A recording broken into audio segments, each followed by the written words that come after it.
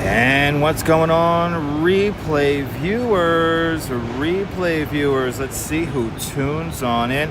I see Loco Tutti Frutti, the first one in over on Twitch. Good to see you, Loco. Good to see you, Travis Weeks, right here in South Africa. Travis Weeks down there in South Africa. Robinson Lopes, welcome on in. Good to see you, Celia Skipico, and Dan Harsman, welcome. Good to see you, Carol813, and M8R, Kuba Gaba. That's right, M8R. Good to see you, Mr. Metalhead Warrior, and Dean N, welcome. Good to see you, Robert T, and Stuart Karan, welcome. Good to see you there, Maria, welcome, and Karen LeBlanc, welcome. M8R, thank you so much for sending me some sparkles for 2 jewels. Good to see you, Big Al, and M8R, thank you so much for sending me a star for 2 jewels as well. Good to see you, Big Tony, welcome, and Gabby Rovner, welcome. It is still hot, Gabby. We're going to make the phone work out. And Phyllis 2284, welcome. It is the final stupid hot day of the week, and I have been wanting to do this for a while because we're going to test out the signal today. How will the signal work in Central Park? Well, we're gonna stay tuned and find out. But good to see you there, Cascats, over there on the Twitch. Good to see everybody, people. We're going to wait for some more people to tune on in, and we'll begin the tour. This is a standard walking tour today of Central Park. So if you have never seen this before, this is what people actually pay for. But we're about to head into the afternoon here. It is high noon, so this is when the sun's the hottest. Look at this, the phone's already dimming on me. Fantastic. Cascats is now as well also on YouTube. So welcome on YouTube and Twitch, Cascat, out there in Finland. Well, good to see everybody, people. Hopefully the phone doesn't overheat and shut down. Fingers crossed. I will do my best to stay in the shade. on our walking tour today. Good to see you, Dave Jeffries, up there in Niagara Falls, where it's nice and cool. Where it's nice and cool. We're waiting for 50 likes, people. We have 28 likes in the house, 52 people watching. So no, that tells me. Good to see all the Discord server people. Good to see all the people who like to make notes, and shout out to all the stenographers on the live and on the replay. Please don't read too deeply into what I say. Do not make inferences that are incorrect. And don't spread misinformation about me. I would appreciate that. But anyway, good to see everybody, people. We're going to wait for some more people to tune on in on this nice and warm day here. But we are doing Central Park. We are not doing the whole park now. We're not going to go up to the Harlem Mirror. We're going to do a standard 2.5 hour tour of Central Park. So we're going to see almost all of the major landmarks of the park below, below 75th Street, around, or 80th Street. We are going to go up to the Belvedere Castle. That'll be probably the most north we're going to go today.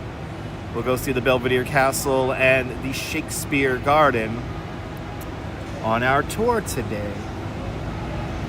But good to see everybody, people. 29 likes now are in the box. 52 people watching. Hit that like button. We want 50 likes and we'll get going here. And we'll do our standard 12 to 14,000 steps today as well. Good to see you, Lewis Murphy. Welcome on in. Good to see everybody, people, on this hot Wednesday. What do I get out of gems? I have no idea. I think one gem is equivalent to 10 cents. So 100 joules is $1.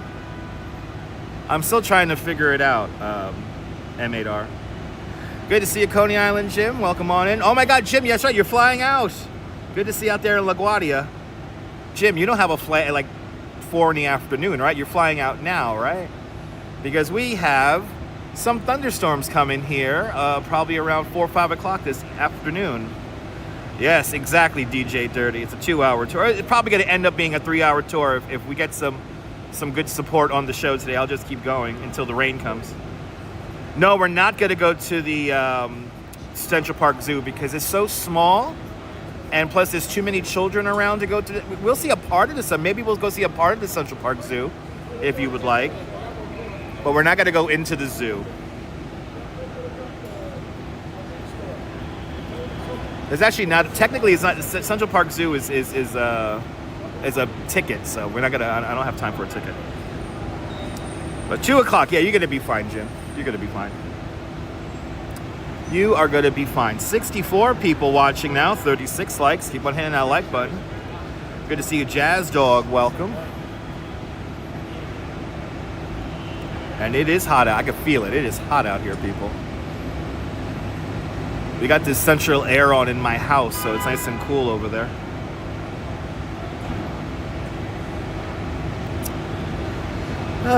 People, but I hope everyone's having a great Wednesday. Had a nice quiet subway ride in. Tomorrow I go back to work, which is great.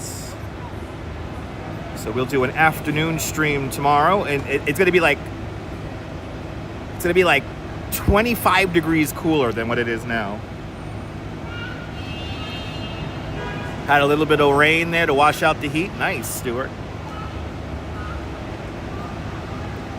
Some late day storms coming through yesterday. Did not hit Coney Island. Did not hit most of Brooklyn. Did not hit Brooklyn. I think some of it hit northern Manhattan, the Bronx, and Queens. But not in Coney. Not in Coney.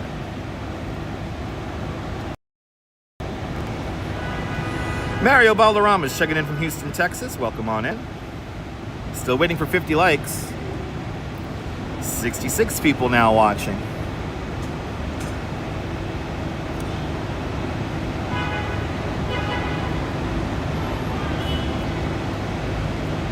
But it is warm. I'm gonna work out on my suntan. And hopefully the phone doesn't overheat.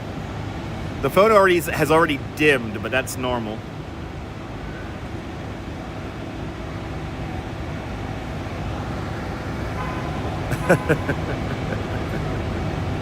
Ooh, we scared 2 people away. Good. All right, good. It tuned out.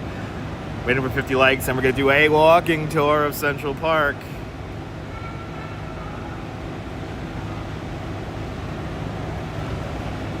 Yeah, did we hit 90 officially? Yeah, look at that. We're at 90 now. We are at 90 degrees, people. It is 12 noon, ladies and gentlemen. So grab some lunch. Let me entertain you for the next couple of hours or possibly more. So what am I doing on Memorial Day? Most likely covering the Memorial Day parade in Bay Ridge. Unless it rains. But we'll be at the Memorial Day in Bay Ridge is the oldest Memorial Day parade in the nation. So perfect for America 250. Good to see you, BX man. Good to see a swanky dog. Been down. Oh my God, you had a broken leg since the 17th. Speedy recovery, Kirk. Speedy recovery. Ooh, the flame is red, and my device might overheat. We got our first overheat warning. All right, people. We're gonna try to do our best here. Let's enjoy Central Park on a very warm Wednesday afternoon. Good to see you. Good to see you, Harvey Lee. Welcome on in.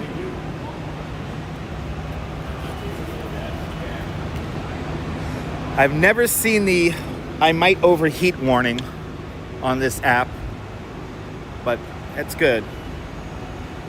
Yeah, I know. 68 years old, break a leg. Be careful out there. Speedy recovery.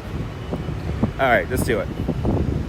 You know, little do there's a line to get into the store. Little do these people know that there's a side entrance. There's not one but two side entrances. Behold the Apple Store. Oh, yo, yo, yo, yo, yo, yo. Anyway, gotta do my best to stay in the shade. Yeah, 60 degrees in Coney. It's nice and cool down there. It is noticeably warmer up here in Midtown than in Coney.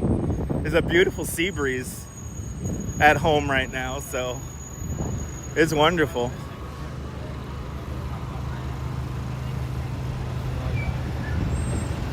It's really sunny out there. It feels like 3 o'clock, but it's 7. There you go, Kaz. Good to see you there. Oh my God, Bombo Riviera. Good to see you, man. Welcome on in. I hope you have a wonderful afternoon as well. All right, we gotta navigate the craziness. Let's do it. It is our lights. So if anybody moves, we could send out a lawsuit. Good to see you, Norm, out there in Bangor, Pennsylvania. Hey, there's the Plaza Hotel right there. There's the Plaza Hotel. And then over here is the Sherry Netherlander. It was so quiet out here just a few minutes ago. Good to see you, Cliff Padilla. Welcome on in. Good, at least we have the breeze. That's good. It's gonna cool down the phone.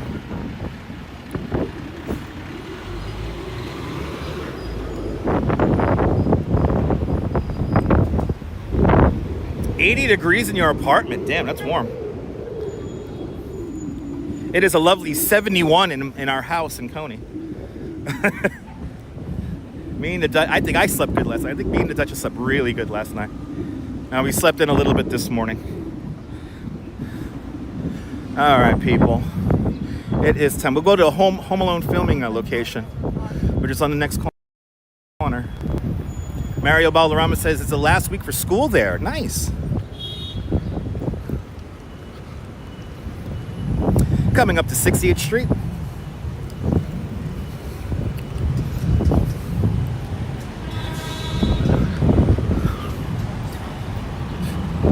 Coming up on the corner, on the next corner here, this is where Kevin McAllister pinches the girl's ass and go, he did it. That happened right here. Okay, they're really around this corner here. Will we get hit by a car with the light? And he's just coming. Ah, right here. This is where Kevin McAllister pinched the girl's ass.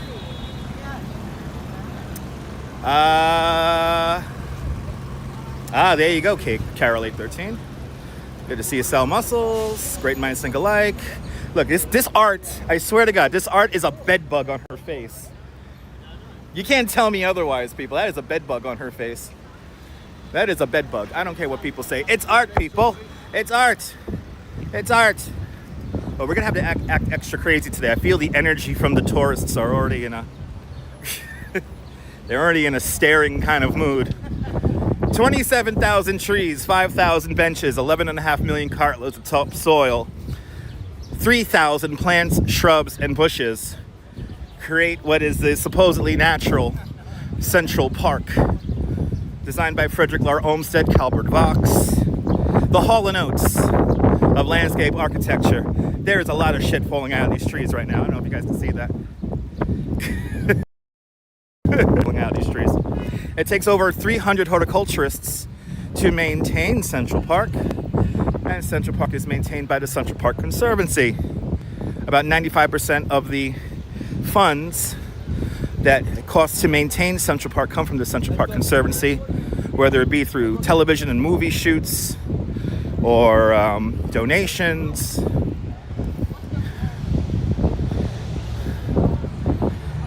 But anyway, it is lunchtime here in the park, so the park should be very alive. A very New York scene here. The funnest job. The pack don't mind. The pack don't mind. All right, we're gonna head into the Central Park Zoo. We're gonna do this walk. Casual tour today. It's a very casual tour today. Since somebody already mentioned Central Park Zoo, we might as well go see the sea lions in the zoo. Ooh, that feels nice. Ooh, yes. Oh, no wonder I felt water. Look, they got a sprinkler over there. Oh, that feels nice. Ooh, that feels very refreshing. Oh, yeah. Central Park sprinkler. Yeah, let's go. The Central Park Zoo was originally called the Menagerie. And fun fact about the Central Park Zoo, it was basically a place where rich people abandoned their animals. It's basically all it is. So in the 1940s going into the 50s, there was a guy, you might have heard of him, he's called Robert Moses. He was the one who actually began to turn this into a formal zoo. Good to see you, H. Flores. Are you a fan with some water? Yes. The fans with water, it's nice. Yeah, fans with the spritzers are the best. Yes, the trees are making some lovely shade. So the equipment's gonna hate me this summer, I have a feeling. Guess it's gonna get so warm. So this Central Park opened up in 1858. The full park was not realized though until the 1870s, and we were still building land as late as the 1890s. But this building to our right-hand side actually predates the park. It's called the Armory, and now called the Central Park Armory. Has the offices of all of the workers for the Central Park Conservancy. This building dates back to 1849.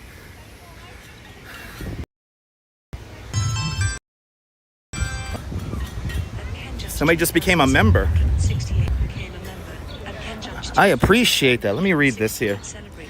Ken! Yes, indeed. Smiley face emoji, Ken. Ken, thank you so much for your 33 months of continued membership to Dutch Miles Plus. I want to thank Ken and all the channel members for having faith in me as a content creator. And Ken, thank you so much for being one of us. One of us. Gooba gaba, one of us. One of us, Ken. One of us. So it is. Wow. It's so warm, my speaker is like low. Anyway, Ken, good to see you up there in Norway. Good to see you, Karen J. McLean up there in Canada. Let's see if we can see the sea lions. Are they out? Oh, yeah, they are. Let's see the sea lions. This makes me feel like a kid. This always makes me feel like, are the sea lions just that smart and just like they're staying in the water? Are they that smart? Let's see if we can see them. There's one swimming down below.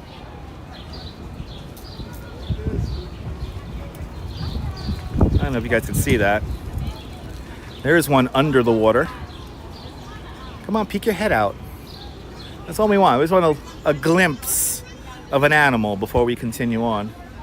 To be honest, you could get through the whole Central Park Zoo in like 45 minutes. It's not very big. There it is. Oh, he turned around. He turned around, people. There you go. There's one way over there. There's like three sea lions in the pool. Anyway, you can always come out to the Central Park Zoo and experience it for yourself. Let's continue on. As we come up to one of my favorite things in the park, the beautiful Delacorte clock.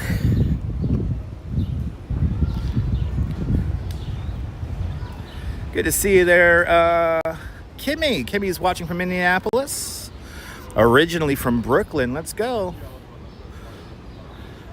One of these days we got to catch the clock doing its thing. And I think the clock is still like 4 minutes off. Yeah, it's 4 minutes. It's 4 minutes off still. Here's the Delacorte clock. George Delacorte placed that clock here, I want to say in the 50s. A lot of George Delacorte's contributions to the park happened in the 50s. As we pass underneath the 64th Street Traverse. So what Frederick Lahr Olmsted and Calvert Vaux have us do in Central Park is they separate the modes of travel. So horse carriages in traverses that take you across town from east to west, and us pedestrians are either go underneath or over the traverses, depending on where we are in the park. You played on the Alice in Wonderland sculpture as a kid? Nice. We are going to go there. Kimmy, we stay tuned. We will be saying hello to Alice in Wonderland.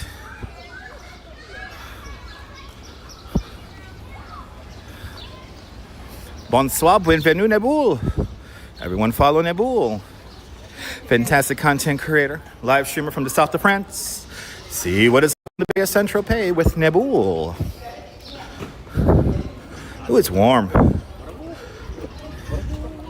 It's warm, people. All right.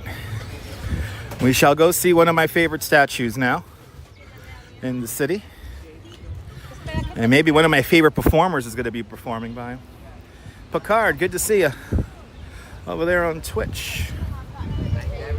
Neboul, you're still getting snacks. Bro, didn't you have like an hour to get snacks? What, you got to go to the Lidl or whatever the hell it's called?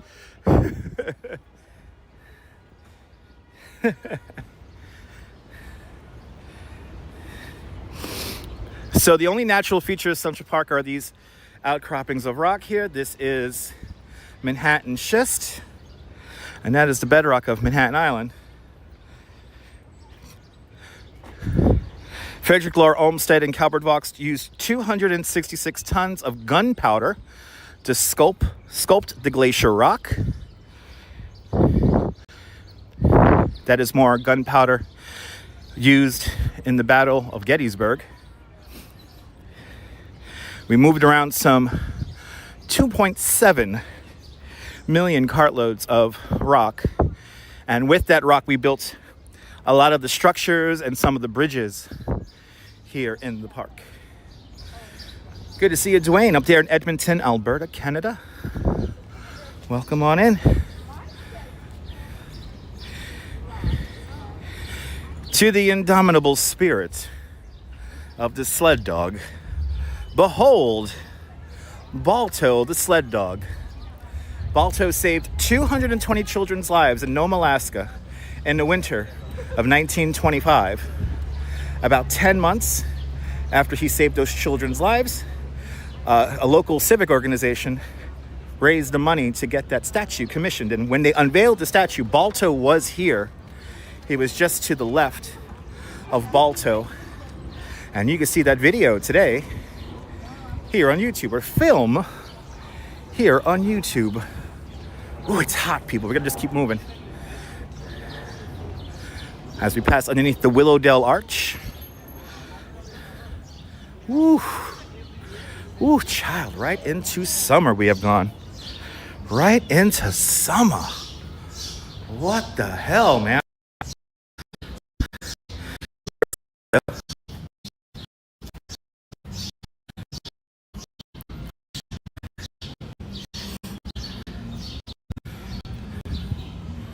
Now we're going to really see how the connection is here in the park. We're flirting with the low bitrate warning. Oh, we got some performers? Do we have performers?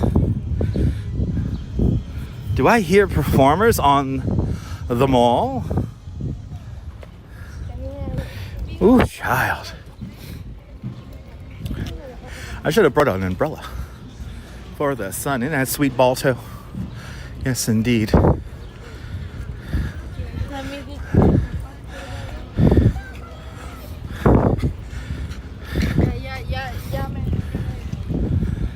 Yeah, I know tomorrow's going to be in the 60s. I can't wait. I'm so happy I'm working tomorrow and not today. I get to possibly wear a hoodie tomorrow morning.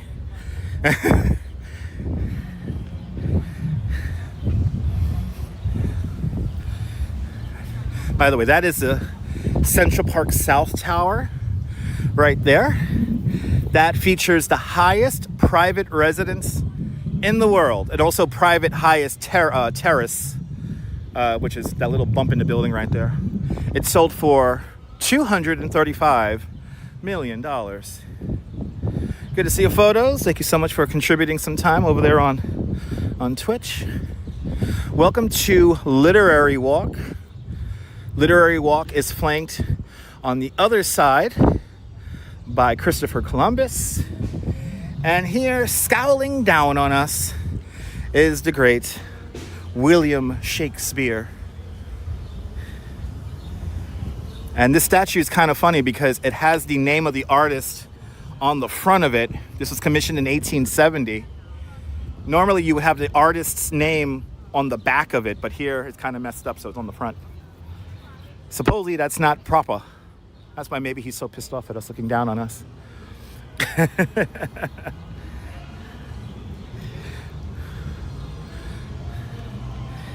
Yeah, I'm gonna work on my suntan today. Right, pocket money, exactly. Pocket change for us. So here's where you have all the pavers.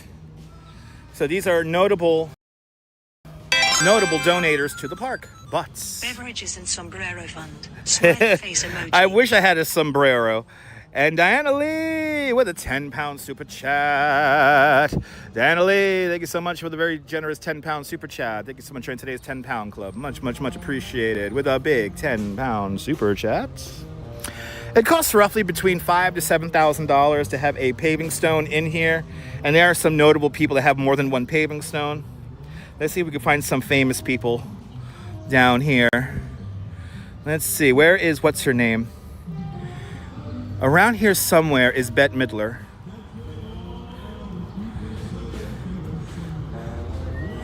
There's so many famous people down here.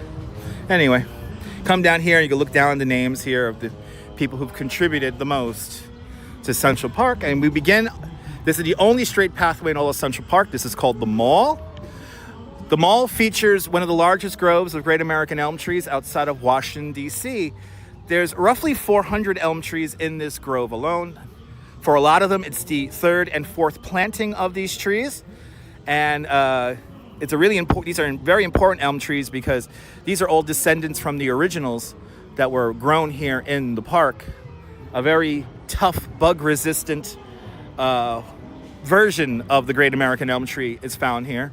Because as you know, the American elm tree was decimated across the United States thanks to Dutch elm disease. But these are rather resilient elm trees here. Probably the biggest threat they have is snowstorms and wind and stuff like that. So for Shakespeare in the park, yeah, Cliff is always great.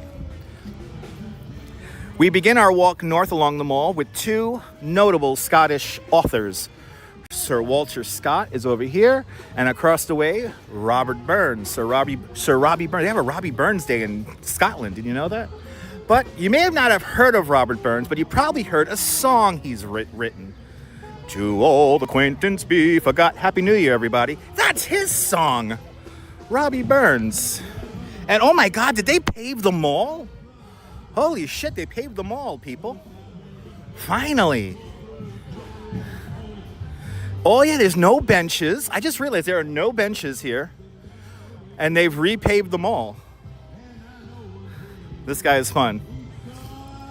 For over 150 years, we've had many statues of famous men, a famous statue of a famous dog, but no statues of famous women. And finally, after all these years, we finally have a statue of some famous women. Unveiled on the 100th anniversary of the ratification of the 25th Amendment, I give you the Women's Rights Pioneers statue featuring Sojourner Truth, Susan B. Anthony, and Elizabeth Cady Stanton as they go up over there, as they talk about their declarations of sentiments. Really quick, if you guys want to make this statue come alive, scan the QR code.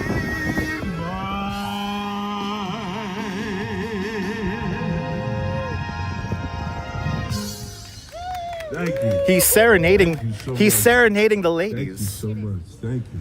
He's serenading the ladies. Thank you so much. All right, we Thank continue you. God bless on. you.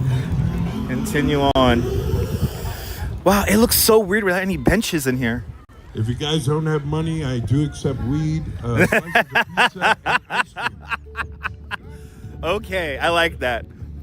The singer accepts weed and pizza, people, in true New York fashion. I forgot to bring dollar bills with me. It's like going to a strip club to Central Park. I got to give the musicians dollar bills.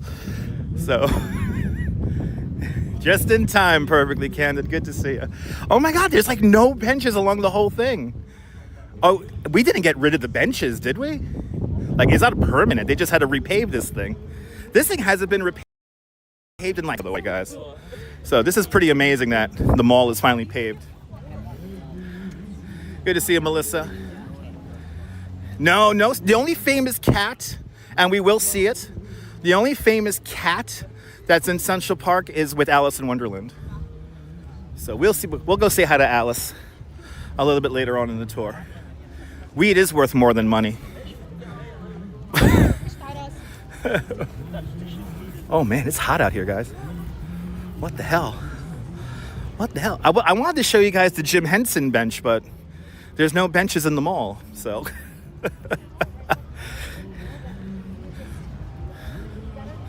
Anyway, we'll do our best to stay in the shade. It's usually about 10 degrees cooler in the park than it is just outside of the park. So as we get deeper into the park here, it is pretty nice. It is pretty comfortable. Just stay in the shade.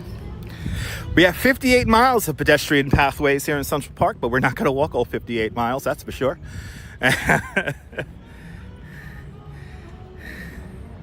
Got home at 4 a.m.? Damn. Holy cow. That's right, Perfectly Candid. You were flying out on last night's 10 o'clock show. I hope the flight was good. Not too bumpy. By the way, here on the mall, this is where, in the movie Kramer versus Kramer, this is where the father teaches his son how to ride a bike. Good to see you, Din Din. Welcome on in. Down there in Trinidad. This guy is always here. I love this guy. I wish I had money to give him. Full Light asks, how's Marty Rabinowitz? I have no idea, Full Light. I haven't heard from Marty in a few years now. I know last time I heard he was in the hospital, but I'm pretty sure he's out of the hospital now. But I really don't know, Full Light. I don't know. Anyway, oh, we're having a moment. This is the Namberg Bandshell. This was built in 1923. And during the pandemic, this had Probably one of my favorite memories during the pandemic. This is where the New York City Philharmonic spontaneously performed in April of 2020 during the height of the pandemic. Oh my God, they almost canceled the flight due to an unruly passenger. That's crazy. Good to see you, Nicola. You're more than welcome. Yeah, right, Nibble, you have no news as well, right? Dustin Hoffman is a great actor. Just behind it, the Hetschker Playground, where we have our what is it called there? The summer, this summer in the park here. Not summer streets. What is it called? Summer Stage. Summer Stage is just behind here. That was Ralph, Diana. You remembered his name. Look at that. See? We've seen him so often. Yeah, that's Ralph. I feel bad. I can't give Ralph like a couple of dollars. Ralph is literally always here. And he does the same thing. He just riffs on his saxophone. Good to see you, Dylan. Wait, hold on. It's a little bit rough for me to read that. Oh no, you went to the ER yesterday. You have pneumonia. And you're taking some meds. All right, well, feel better there, Dylan. Feel better, man. Feel better. Melissa, there's only one New York, Melissa. There's only one New York. Coming up, the heart of the park. And that is going to be Bethesda Terrace with the Angel of the Waters Fountain. Thanks for following. Thanks for subscribing. We're going to do the Bethesda Terrace in two movements. We're going to see the view from the terrace. And then we're going to go down into the arcade. And I will tell you the meaning of it. That's right. It's the Rumsey play field. Correct. Not the Hetschker. The Hetschker's on the other side. See, the heat's already getting to me. Yeah, Summer Stage happens up there. Me and the Duchess went to a concert up there once. Had a lot of fun. Thanks for the correction there, Perfectly Candid. The heat's already getting to me. My brain is not acting correctly. The Hetschker Playground is on the other side, towards the west side. Correctamundo. I gotta keep my tour guide skills straight.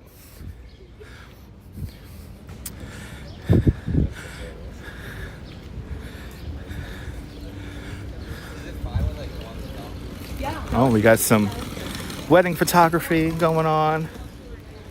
We have some graduation photography going on. How did they drive a car in here? Wow. I was supposed to drive a car across town.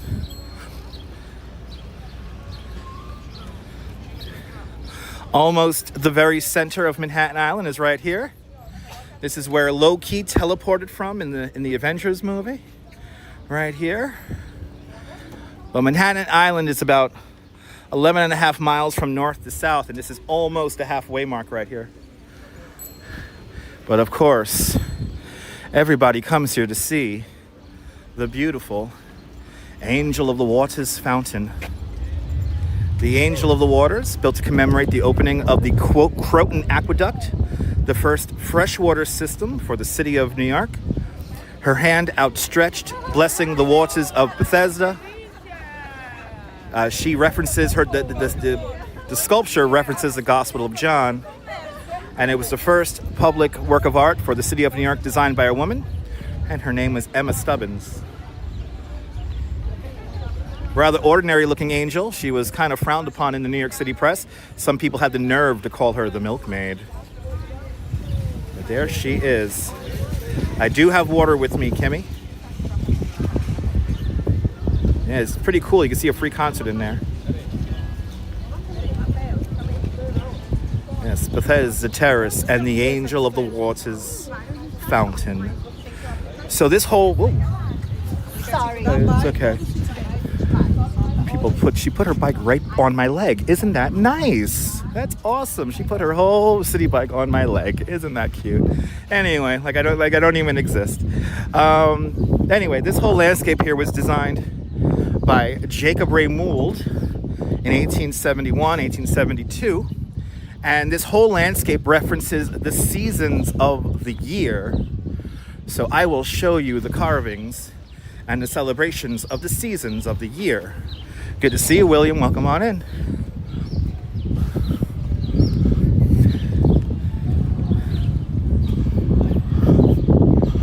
Off in that direction there is the Sheep's Meadow.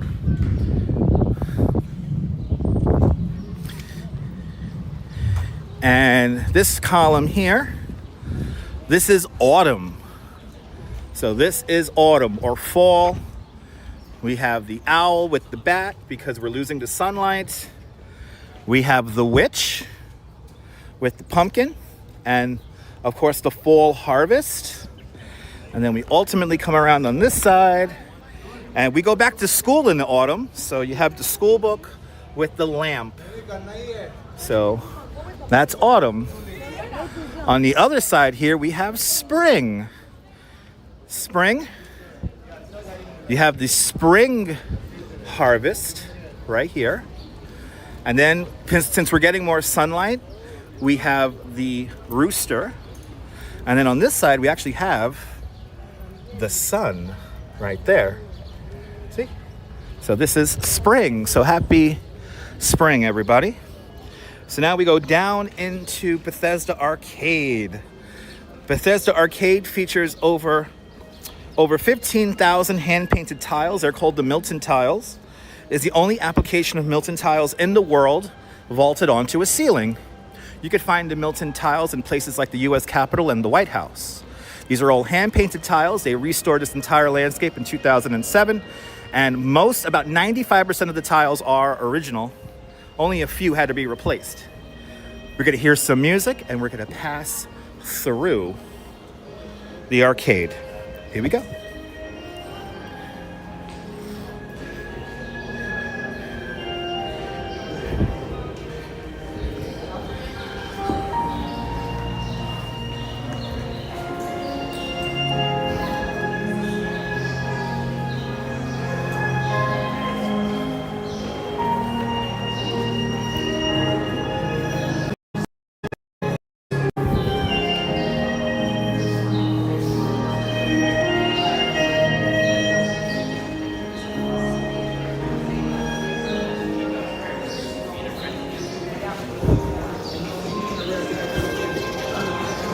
And there you have your little moments. Well, a quick change of music as we are now in Paris.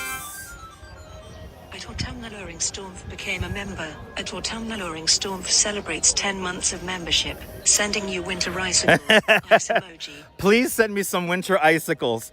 And Autumn Alluring, thank you so much for your 10 months of membership to Dutch Miles Plus. I want to thank Autumn and all the channel members for having faith in me as a content creator. And Autumn, thank you so much for being one of us. One of us. Gooba gaba, gooba gaba, one of us. One of us, people. And Merry Christmas, everybody. Merry Christmas. So now we're at the bottom of the terrace here.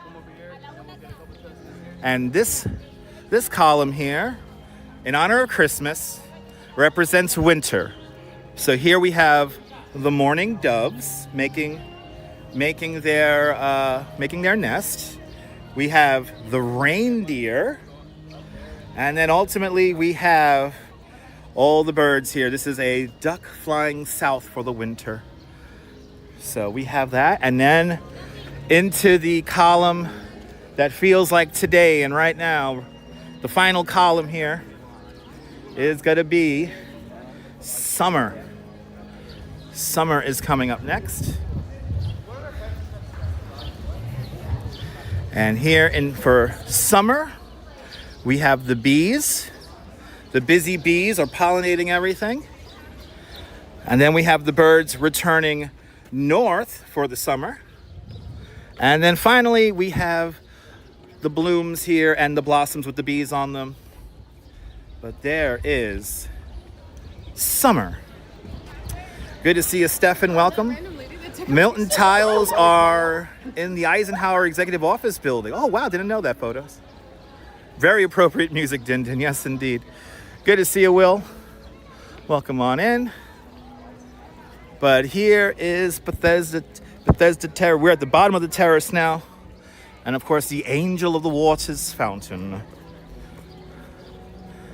Now, I always forget the name of the cherubs. There's 4 cherubs underneath the angel here. Do any of y'all know the names of the cherubs? Who wants 1 million internet points right now?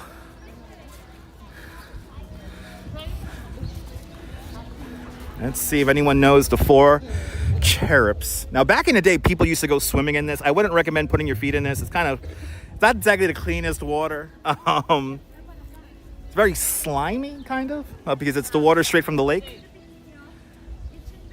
Who carved them? Jacob Ray Mould.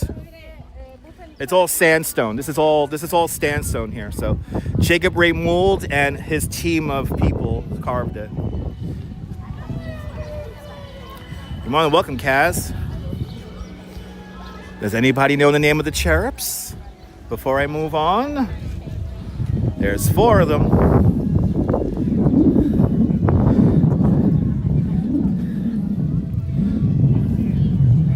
No, perfectly candid. They're not the Beatles.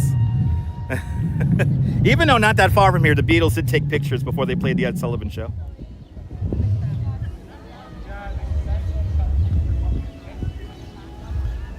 There we go. See, photos from around New York would get it. Temperance, purity, health, and peace. Everybody knows that. I forget.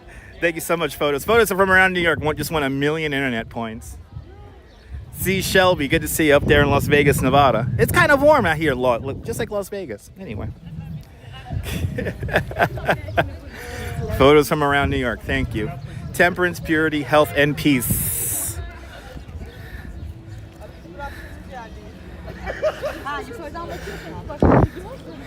All right, let's get back into the damn shade. It's hot out here, people. It is hot. I'm not talking to you. Okay. What's up with these people with the main character syndrome? Anyway.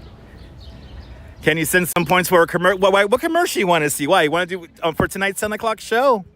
You want a commercial for tonight's 10 o'clock show? What would that be? Let me know. Central Park is one of the first places on planet Earth to use forced perspective. When Frederick Lahr Olmsted and Calvert Vaux designed the park, they wanted to give the park an illusion that it's a massive, massive place. It's 843 acres large. But here's a great example of forced perspective.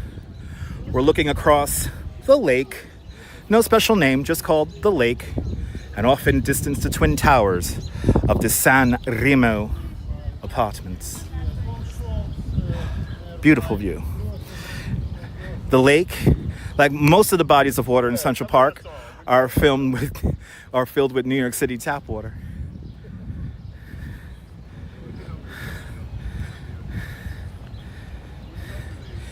A famous Sears commercial for air conditioning. I could work that in. I gotta try to remember it now. I gotta try to remember it though. I gotta try to remember it.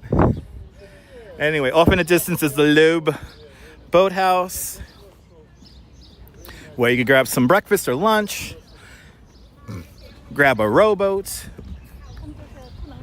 go paddling around the lake. Oh, these are cool. These are cool little paintings here. That's cool. You're getting some forced perspective in your life right now. It's a learning lesson, perfectly candid. It's a learning lesson. Stunning day, and there's a little bit of a breeze. We'll do our best to stay in the shade here as we get ready to walk through the trefoil arch. For all you Girl Scouts out there, this structure here is kind of reminiscent of the Girl Scouts logo of the trefoil arch, everybody. These stairs here are very unforgiving. I had once a guest fall down these stairs. And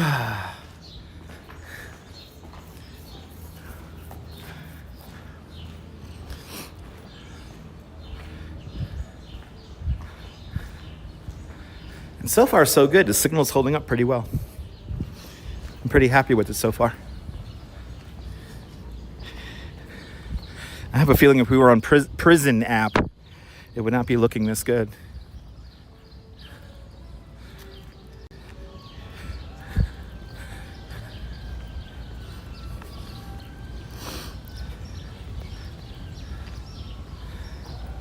Did I see they're adding area code 456 to our area? No, I did not.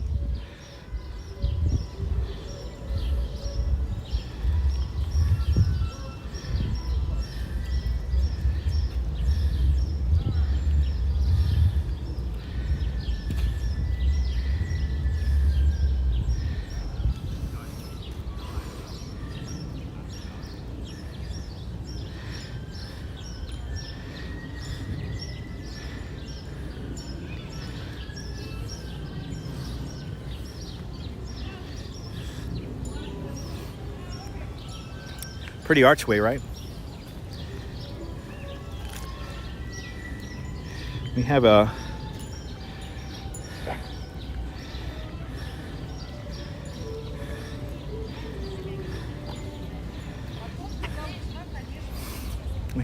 somebody playing a violin or something like that. Ooh, we got new trees. There are new trees by that rock over there. All right, coming up next is the Conservatory waters.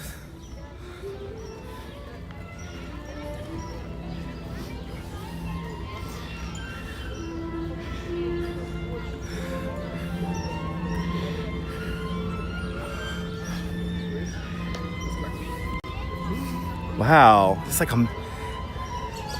So did Verizon send you a message saying that? That's funny. Oh wow, we have like... It's like a movie set out here today.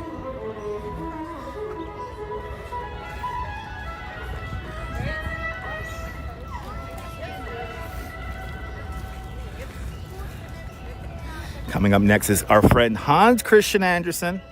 He was unveiled here in the park back in 1956 and was created by sculptor Georges Lobier. It's like a movie set, people.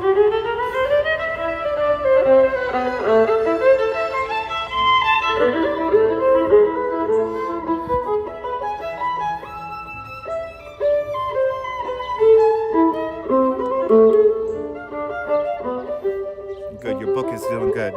Happy the book is clean.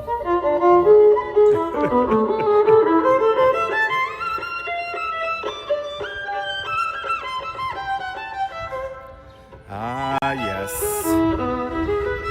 The Conservatory waters, also known as the model boat pond. I'm sorry this is messing with your vertical there, Joy.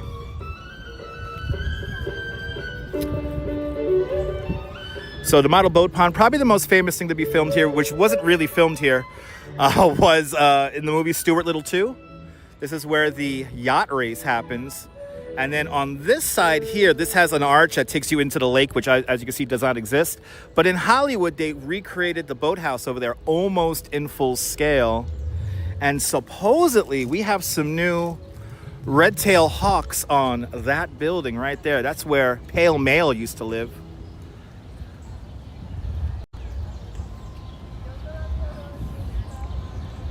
Let's see. And we zoom in. There we go. Look, we have a nest up there. Mary Tyler Moore used to live in this building. And now we have a new family of red-tailed hawks. We actually had them on the show a few weeks ago.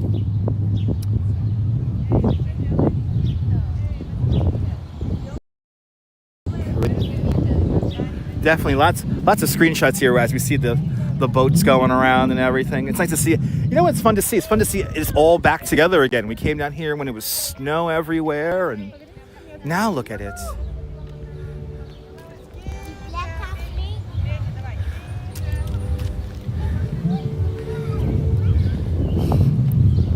Coming up next, one of my favorite statues in the park, Alice in Wonderland. Alice in Wonderland is a gift to the children of the city of New York by, once again, George Delacourt. It was sculpted by Jose de Clift back in 1956 as a memorial to John Delacourt's wife, Margarita. LW, good to see you.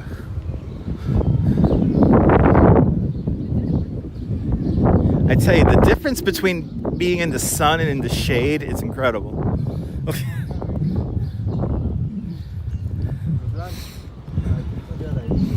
By the way, you also have a view of the skinny tall building that started off Billionaires Row, that white rectangle there, the infamous now 432 Park Avenue. And then peeking into the right-hand side here is the narrowest skyscraper in the world, and that is the 111 West 57th Street, also known as the Steinway Tower. It has a height to width ratio of 1 to 24. Yeah, no, Mary Tyler Moore was one of the people in that building. When they removed the nest, they upset a lot of New Yorkers. Over 300,000 New Yorkers back in 1998 signed a petition to get the nest returned to that ledge. And Mary Tyler Moore was one of those people who put it all together. Good to see you, Sarah C. Welcome. Can we actually enjoy Alice in Wonderland today? Oh my God, I'm here early enough. There she is. She made it through the winter. And she holds court on this very hot spring day. Alice in Wonderland. And the fun part about Alice in Wonderland is that George Delacourt is in the statue. He plays the role of the Mad Hatter. Once she gets her picture here, we'll go say hello to the characters. Bagels and Walks, I'm in your neighborhood. Good to see you. Everyone follow Bagels and Walks. He takes beautiful pictures of all the wildlife here in Central Park. Follow Bagels and Walks Sean here on YouTube and on Twitch, Instagram, and Twitter. All same name, Bagels and Walks. Good to see you, George. Now look at the cat. Little cat's probably the most famous cat in all of Central Park. Right there.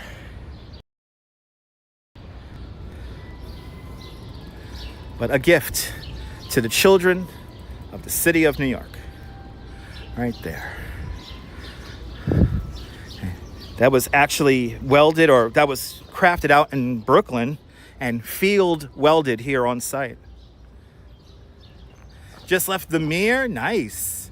It is. It's hot out here, Sean. It is warm. I'm doing my best to stay in the shade. Let's actually get into this shade here for a moment before we continue on.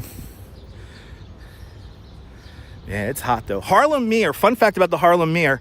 The Harlem Mere is the only body of water in Central Park to be fed by a natural spring. It's called Montaigne's Rivulet. Montaigne's Rivulet originally, it still does, sprout up in Harlem, and then it makes its way through the park and then ultimately down to the East River. And today it's kind of worked into the park, but it provides the Harlem Mere with all of its water. All the other water features in the park are fed by New York City tap water and by that Croton aqueduct system. I know, had an egret on the lake this morning. Sean, that picture you took of the tourists looking at the egret that you posted yesterday on Twitter was incredible. I mean, a real beautiful capture, Sean. So, well done. That's why, everybody, you got to follow Sean on Instagram and on Twitter. Sean's one of my favorite things to look at on Twitter. I love looking at his wildlife photos. Sean's always reminding me how beautiful Central Park is, but most importantly, how much wildlife is coming back to the park. It's kind of crazy. So now, as you see, as we get into we're at around 75th Street right now. The park begins to get a lot quieter, a lot more calm, not as many landmarks as we move north through the park. Another big landmark we're not going to see today is the Conservatory Garden. That's on 103rd Street and 5th Avenue. We're doing a standard walking tour today. So, Sean, you always knock it out of the ballpark, all right? I'm loving your photos. Don't stop. Keep it up. Oh, it's so nice and cool right here. Oh, this is nice. Yeah, right. Picnics, strawberries, chilled wine.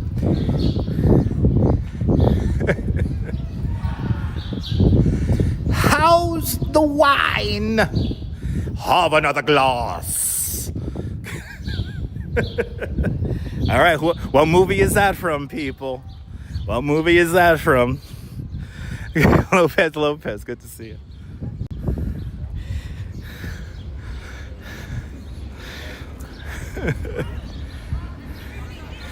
People playing some sports. Welcome to Cedar Hill. Look at how all the trees have really come in. Kimmy loves the east side of the park. Usually go to the 70th Street entrance. Nice.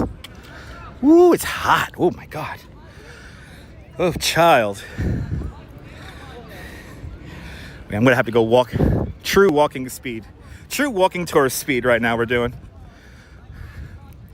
Usually when you're herding tons of tourists through the park, you tend to walk at a slow pace. MS Today, good to see you. So this is 5th Avenue is right over there. Ooh, bloody hell. Bloody hell, man.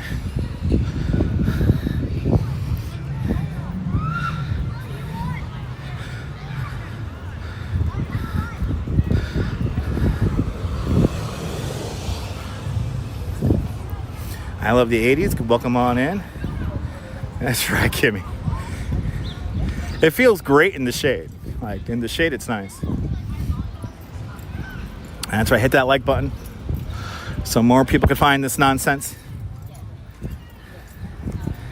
All right. The wine list, please. How's the wine? Have another glass.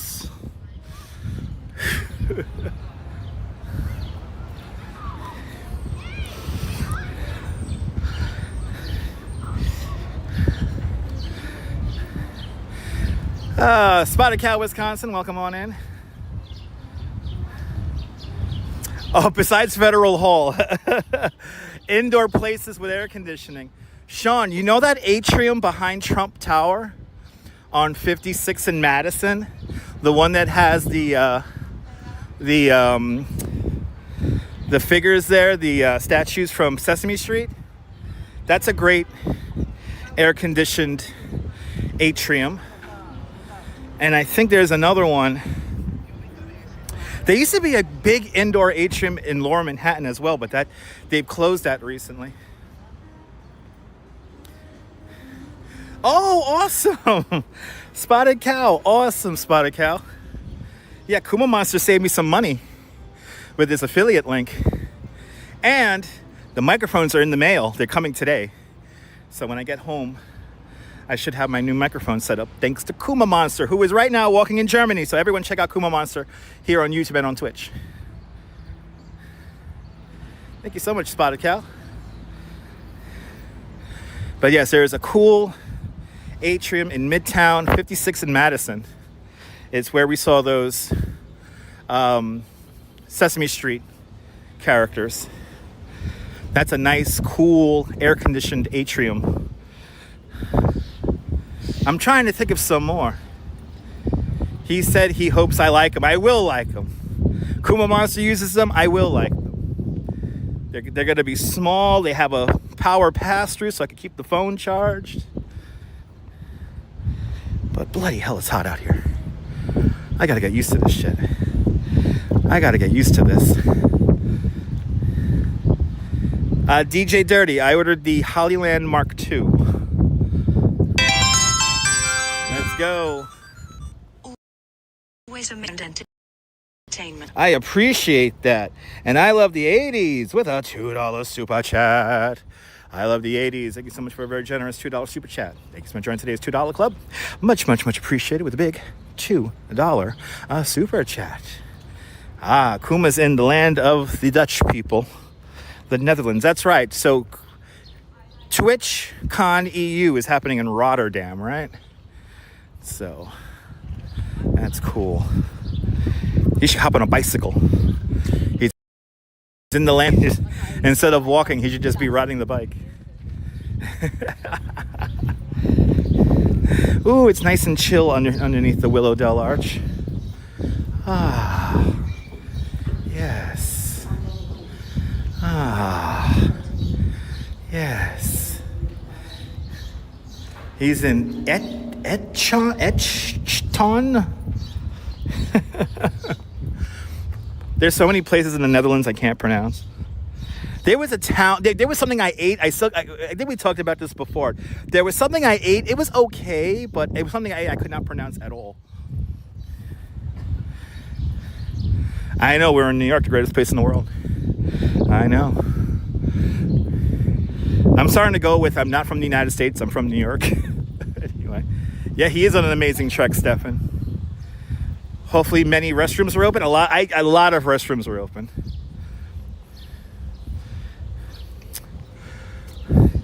The oldest object in a New York City park is right here.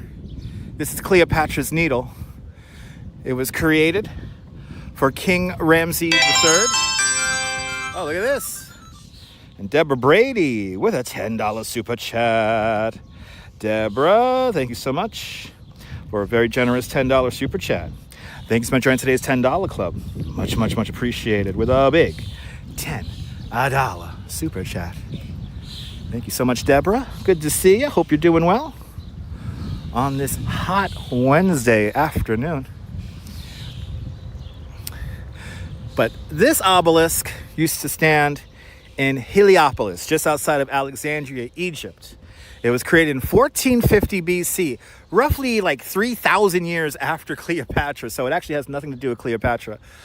So it's simply called either the obelisk or Cleopatra's Needle, but it was created for King Ramses III back in 1450 BC.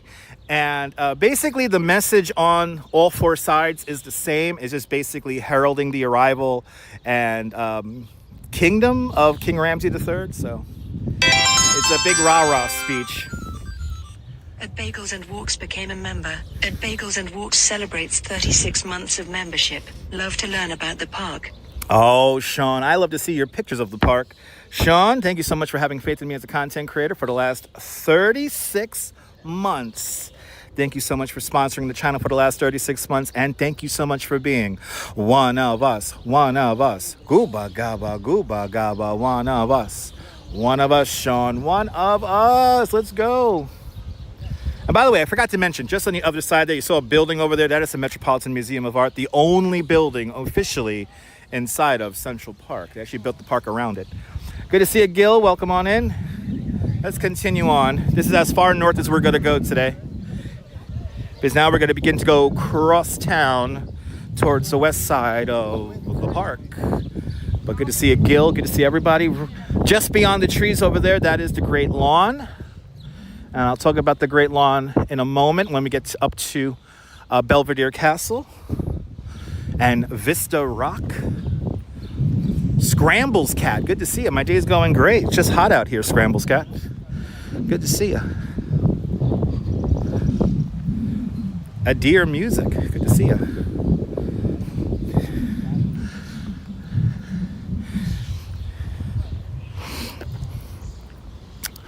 Now, one of my favorite statues in the park here actually was never meant to be here. Coming up, for some people quite randomly, is King Jagiello of Poland. This is a relic from the 1939-1940 World's Fair. Now, in 1940, unfortunately, Poland was invaded by Germany. So in 1940, Poland did not exist. So the Polish pavilion closed that second year of the fair. But after the fair, they brought the statue to this spot right here in Central Park with the idea that we're going to basically hold on to the statue until things could get back in order in Poland, and then we'll return it back to Warsaw. But after World War II, they decided to say, you know what, guys, you guys could keep it. It looks good in Central Park anyway. So King Jagiello, hold your swords up high if you like this weather. I love this statue. It's always one of my favorites. Ever since I was a kid, I've loved this statue. So cool. Good to see you there, Serbut Omar. Welcome. Good to see everybody, people. Good to see everybody, people. Now, before there was a Great Lawn, there was a receiving reservoir. There actually used to be two reservoirs here in Central Park. Of course, the Jacqueline Kennedy Onassis Reservoir is still there. as part of the park. But then there was another reservoir just up here, and it was just a simple rectangular shaped reservoir. And during the Great Depression in the 1930s, this is when we were beginning to transform this entire area into what it is today with the Great Lawn. But this is the remnants of that receiving reservoir. This is the turtle pond right here. Let's see if we got any turtles. We do have some turtles out. We got some turtles enjoying the weather. There's some turtles are in too. The turtles are enjoying. There's a lot of turtles out, people. Look at that. Yay! Now, I hate to say, turtles are not natural park. So, fun fact about the turtles. Basically, people who live on the Upper East and Upper West sides, whenever their turtles get a little bit too big for their enclosures in their apartments, they would bring them down here. And that started happening back in the 1940s and 50s. And there are some turtles in this park that are like, no joke, like 90 years old. There was one that very famously during the pandemic, he was munching on a swan. I will keep an eye out, Carol. I will keep an eye out. Karen Smith, good to see you. Swipe, swipe. Good to see you, Karen.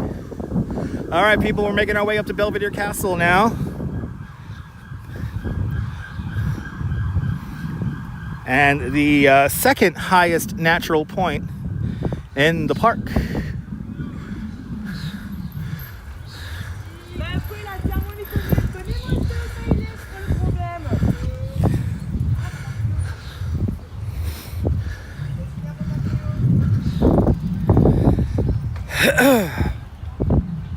DJ Dirty, Prospect Park has turtles. I believe Casino Park in Queens has turtles. Well, they're happy little turtles.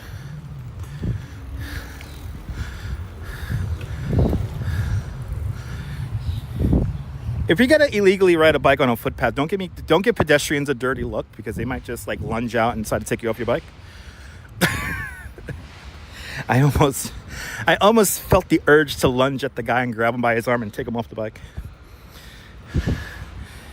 You're not supposed to be riding your bikes on this pathway here.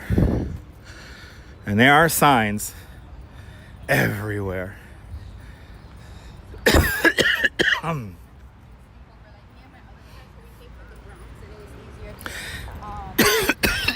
Oh, I'm gonna have to get some water. Is this the area of the park with the trees that are letting out their things? Anyway. Are they native? Probably not. That's the thing, probably not. I believe most of the turtles in the 5 boroughs are they're descendants of domesticated turtles.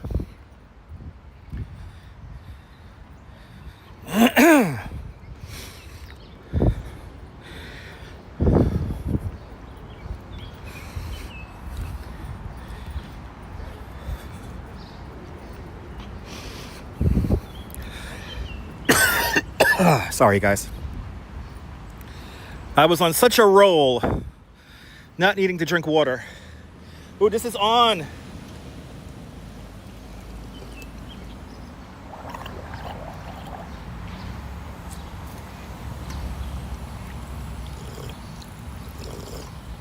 All right. All right. Ooh, the pollen's crazy.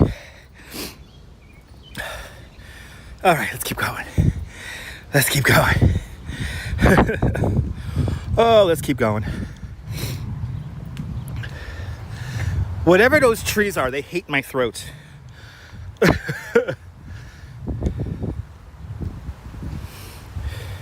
Isn't it funny when somebody rings a bike bell and you're on a pedestrian-only pathway? Anyway. Oh, let's do it. Welcome to Vista Rock, everybody.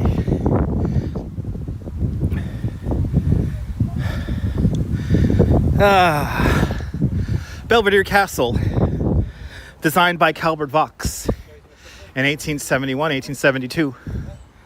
Originally, there were no windows on this. It was just a piece of the landscape here. And we're here on the Vista Rock.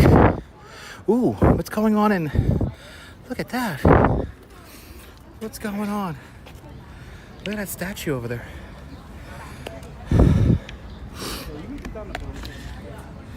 As we look across,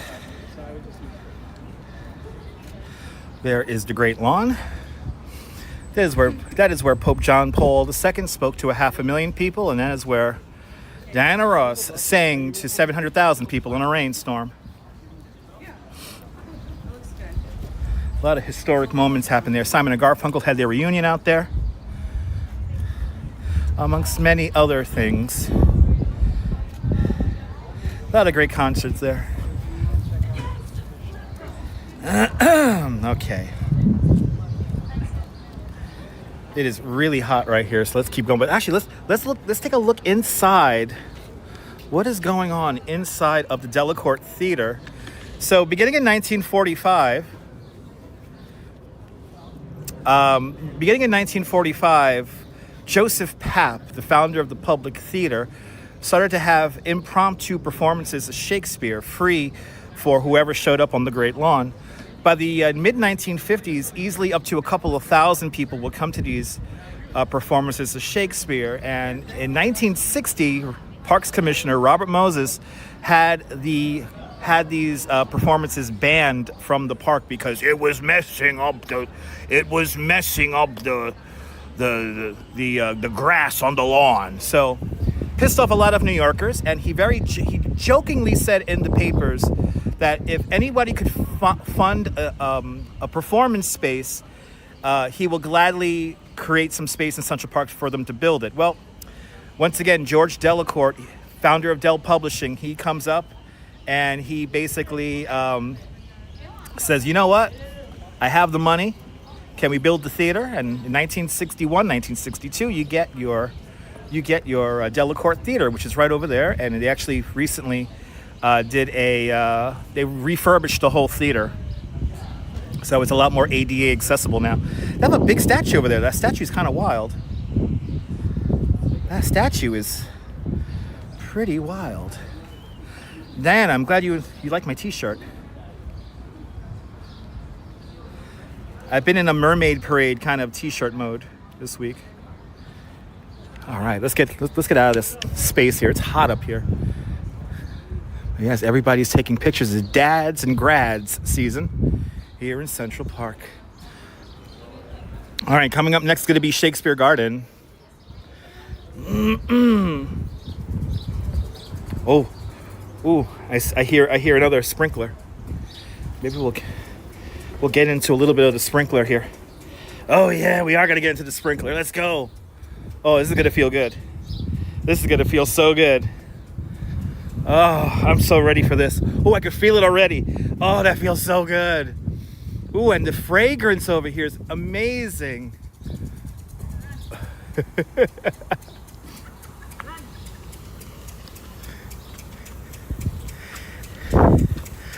I want to feel the water. It's cool. It's hot out here. Oh, that feels nice. Oh, that feels so good. Let's go. Oh, that feels so freaking good. Woo! No, that feels great. Oh, that felt so good. Oh my God, that felt so good. Oh, that was so worth it, guys. Oh, I'm nice and cool now. Yeah, that's not a statue. That's part of a set for the for Shakespeare in the Park. Oh, that felt so good. Oh, that felt so good. Oh, that's a treat. That is always a treat. All right, welcome to Shakespeare Garden, everybody. Let's see how Shakespeare Garden is looking today. Yeah, the Dalai Lama on the East Meadow. Nice. So we're now we're right by the what's here? The 75th Street Traverse.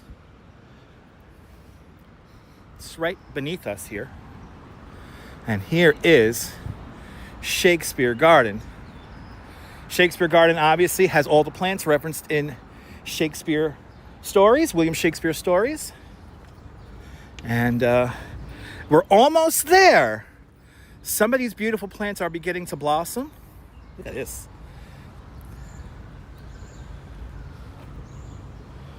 Nice. But see here, they gotta put like roses here and stuff like that. This spot here has amazing tulips and roses. Unfortunately, we missed the tulips because the tulips are very ephemeral. They only last for so long. But look at this. Only a rose I give you, only a song dying away. Na, na, na, na.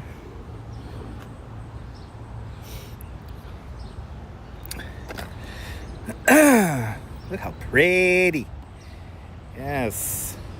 I wish we had smell-o-vision. The smell here is amazing. The smell here is amazing. A big shout out to the Central Park Conservatory. I'm going to read the plaque that's just below me here. Here's the flowers for you. Hot lavender, mints, savory marjoram. The marigold that goes to bed with the sun rises weeping. Thanks for subscribing and following. But the beautiful Shakespeare Garden, everybody. Here's another one. Here's another one. What's in a name? That which we call a rose. By any other name would smell as sweet.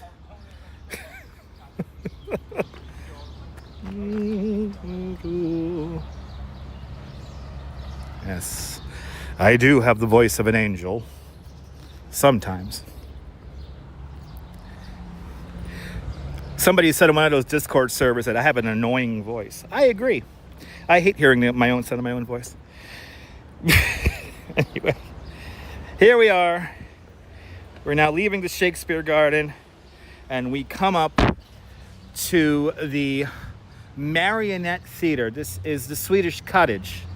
The Swedish Cottage is a prefabricated schoolhouse originally built for the World's Fair of 1876 in Philadelphia.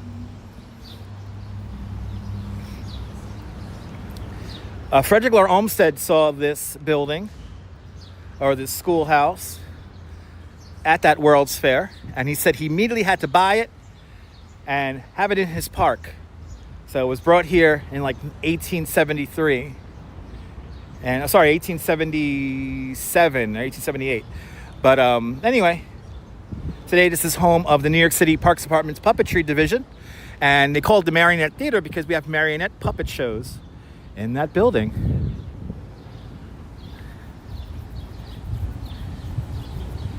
Yeah, it's all good, perfectly candid. Am I auditioning now? No.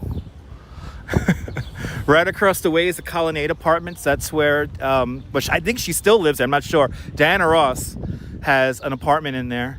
And then across the street is the main maintenance shed for the park. And also, this is where Bono of U2 had his really bad bicycle accident. So, where's the fire hydrant? Hey, the fire hydrant's way up there.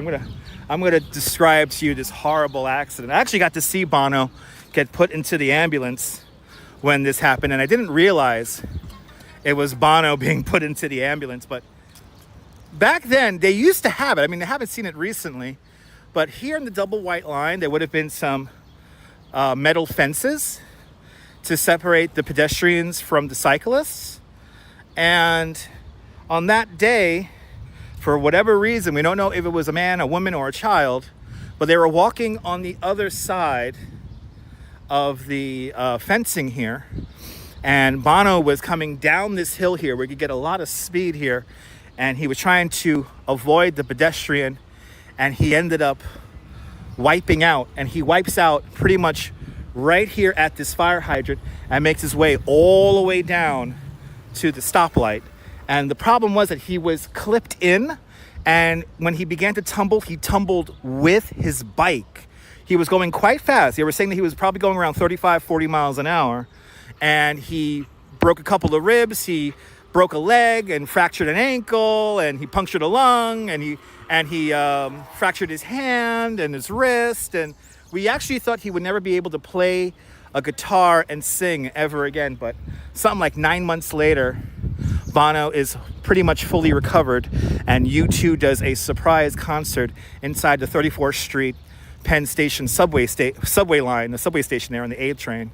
And at first they were in like a costume, so nobody knew who they were, and then they took off their costumes, and it was truly a New York moment. Sean's kids' favorite playground is the Diana Ross playground, which is just over there. And the night, we'll go over there. Let's go over there because we'll talk a little bit about Seneca Village. The Diana Ross playground has a funny story.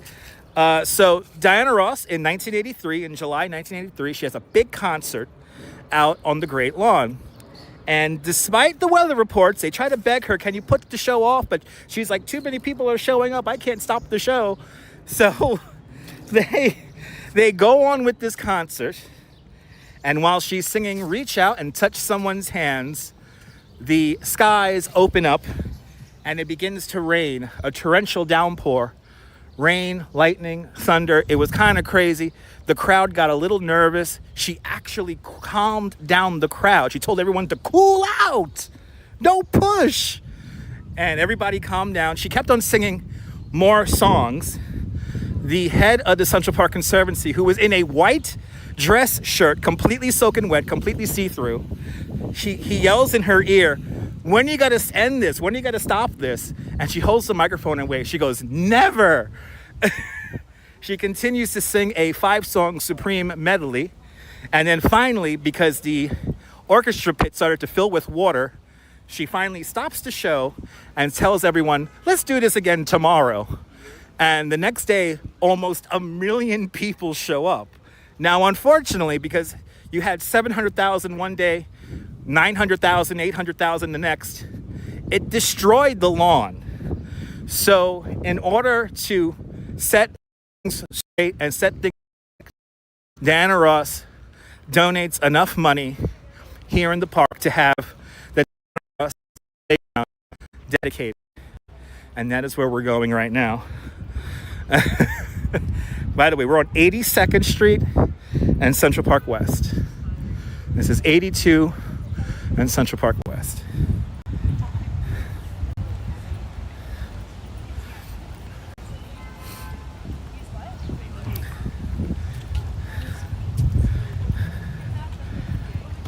You can't do that anymore. Perfectly candid, I feel you. Awesome.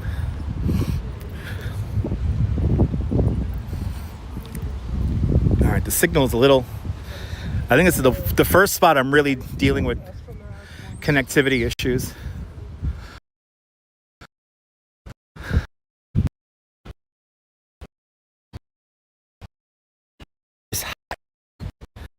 It's hot, people.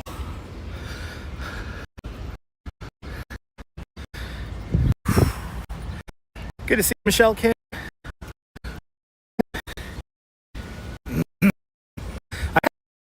Crazy Coney Allen kid gave. This would have been perfect for today.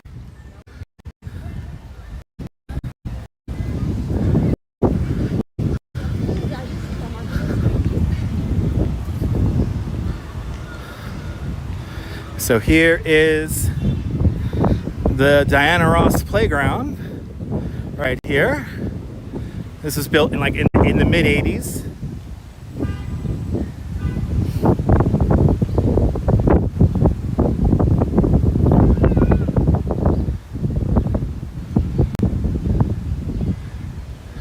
It is basically just a big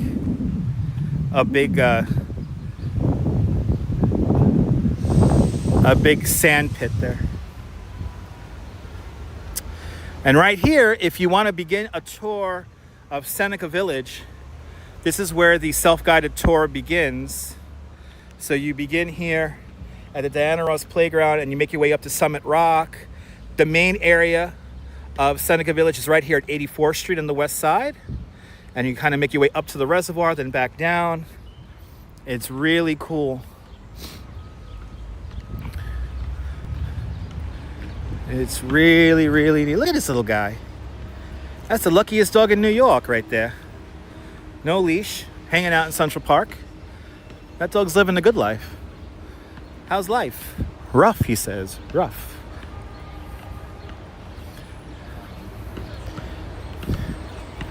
KJ2, good to see you. It's going to be cool out there. It's going to be hot out there in the Netherlands this weekend. Nice. They're turning up the heat in the Netherlands. I'm down with that.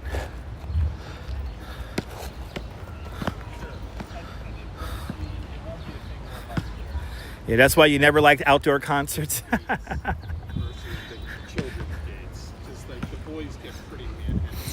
All right, we're going to head back up onto the main drive now and start to make our way south. For some of y'all, I'm not in control of that. Hopefully we'll get into a better area of connectivity. Yeah, we're like in a constant minimums area here. Dave's in Bangor, Maine. Good to see you, Dave. Yeah, you missed Alice in Wonderland. Kimmy, I thought you were here already. I mean, yeah, we did Alice in Wonderland already.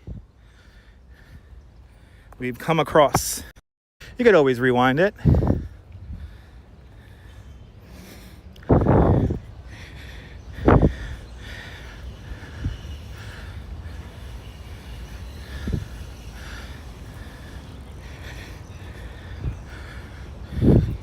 So here is in this area, back in the trees. This was spring here that the tanners used to use in this area. When they did an archaeological dig in 2011, they literally found nothing left of this community other than tiny bits of pottery here.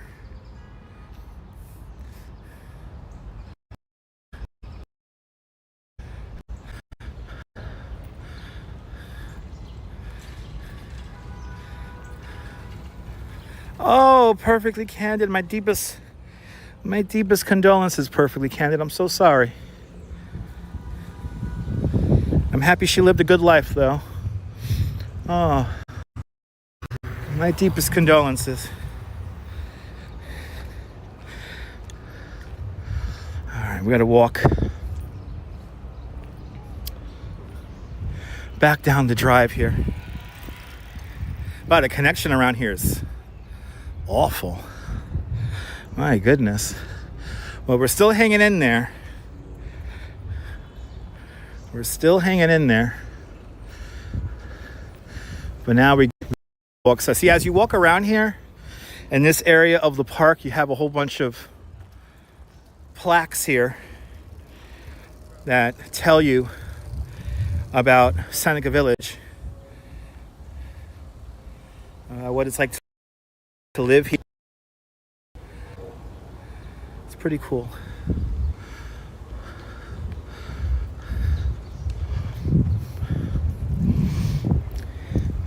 All right, let's work on our tan. Jose Torres, Wepa, Puerto Rico, bienvenidos. Jose Torres.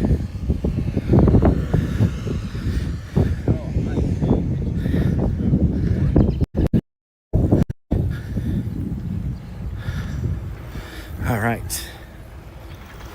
Hopefully we get back into some good connection here.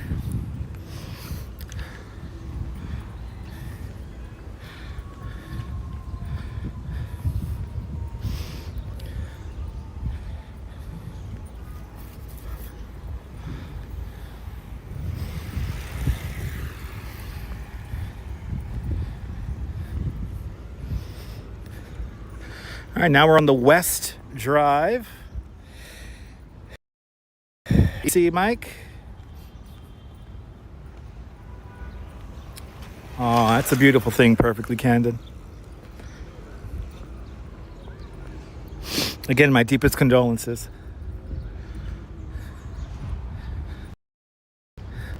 And sorry for the connection, everybody. The connection up here is definitely struggling.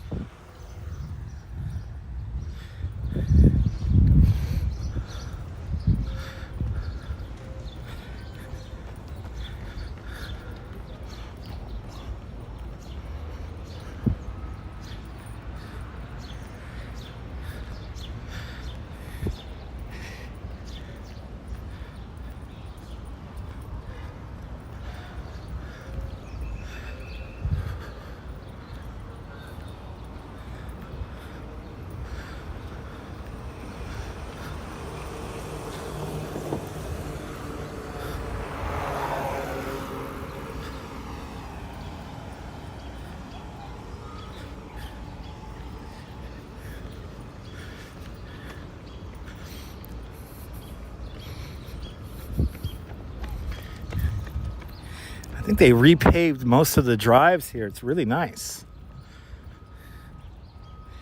Really, really nice. Just this blacktop just soaks up all the heat.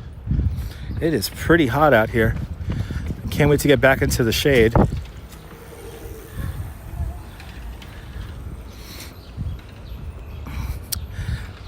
The main entrance to the Delacorte Theater is off to our left-hand side.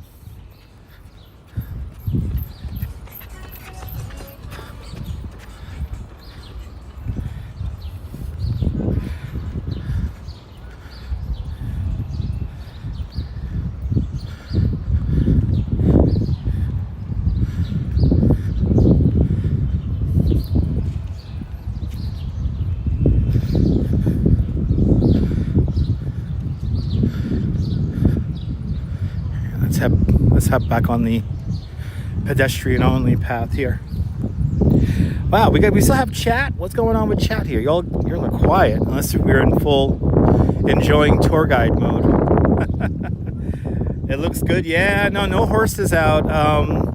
There was an incident not that far from here where a horse carriage overturned, pinning the driver, and I don't know what happened to him. I know he was pretty seriously hurt, but I do not have any update on what happened since. This happened like 3-4 days ago.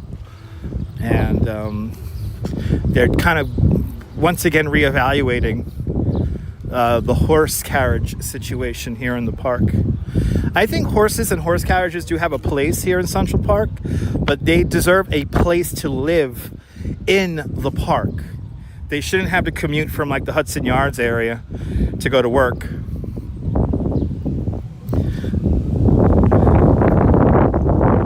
And my idea is you have a nice horse sanctuary in upstate New York, and then you rotate the horses in and out of the park throughout the year. Glad you're enjoying the view, Michelle. And I'll see you tonight, Stuart. And for people just joining us, we're not ending the stream. I know sometimes people get the impression that when I'm saying goodbye to people that we're ending the stream. I have not said the magic words, so the stream continues on. Yeah, it was sad, Perfectly Candid. It was sad. The horse got spooked out and it bolted, and then the carriage overturned, pinning the carriage driver's leg. And I saw a video. It was actually quite gruesome. But again, no update to the driver that I've heard of. So.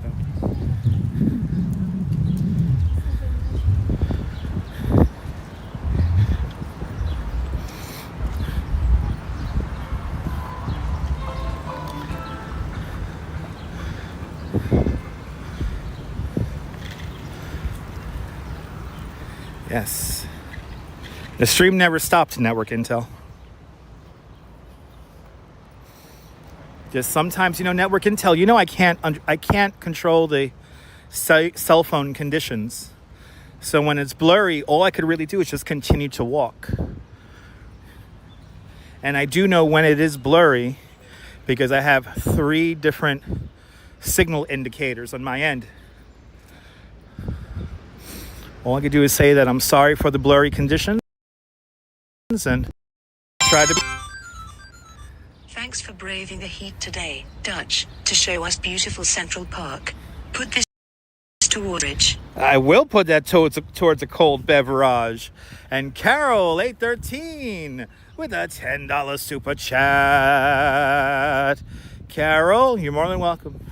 I'm getting my vitamin D and my tan on with a very generous $10 super chat. Biggest been joining today's $10 club. Much, much, much appreciated with a big $10 super chat. Thanks for following and subscribing. Yeah, why are these carriages going the wrong way? If somebody from the Central Park Conservancy sees that, then they got to put a stop to that immediately.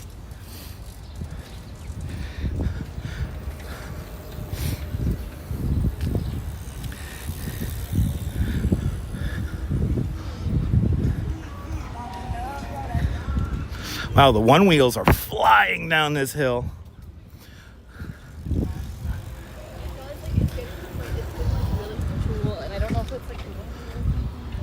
But it is nice and toasty out here. As we pass the Oak Bridge, which is just up to my left-hand side. Also to my left-hand side is the most wooded area of Central Park. It's called the Ramble. And we are not walking through the Ramble today. We kind of went around it. Yes, indeed, M8R. Yes, indeed. Mrs. Calabash is like, come back into the damn air conditioning. Come back into the air conditioning, please. I know when I get home, I have a nice air-conditioned house, so like I'll do the tour, and I have water on me, so the water fountains are working. It's good. What I don't like is the now flashing yellow lights. They, for some reason, have gotten rid of the stoplights and are now using flashing yellow, which means that you're supposed to yield, but nobody really yields. So that's why I do not do bicycle tours in Central Park anymore. It's too chaotic, especially for people who've never been here. So, and I still do walking tours in Central Park, but not bicycle tours. It's too crazy. Ronnie C, good to see you, Ronnie.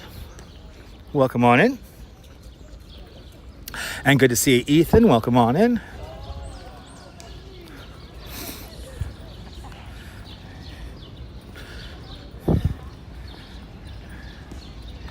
But I work on my tan for all of y'all.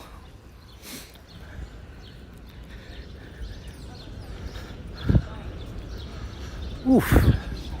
Coming up next, it's gonna be probably one of the most famous places in all of Central Park, and that is Strawberry Fields. Coming up next.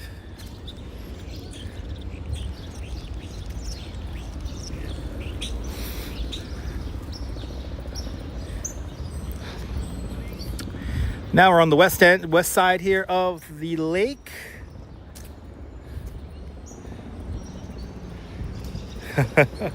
Oh my God, I feel you perfectly, Candid. I feel you. It was hot last night. It only got down to 76 last night here in the city. It stayed quite warm. Yes, indeed. Wildlife is hiding underneath the shade of the trees. Enjoying the shade of the trees.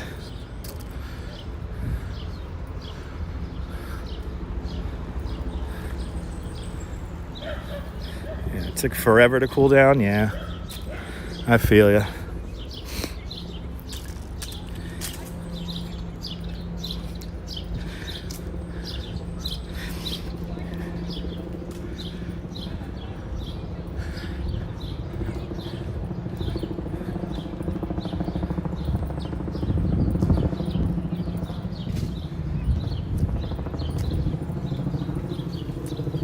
Those damn sightseeing helicopters, which they are trying to get banned from flying over Central Park, because as the great internet personality George Hahn likes to say, it's like the movie Apocalypse Now.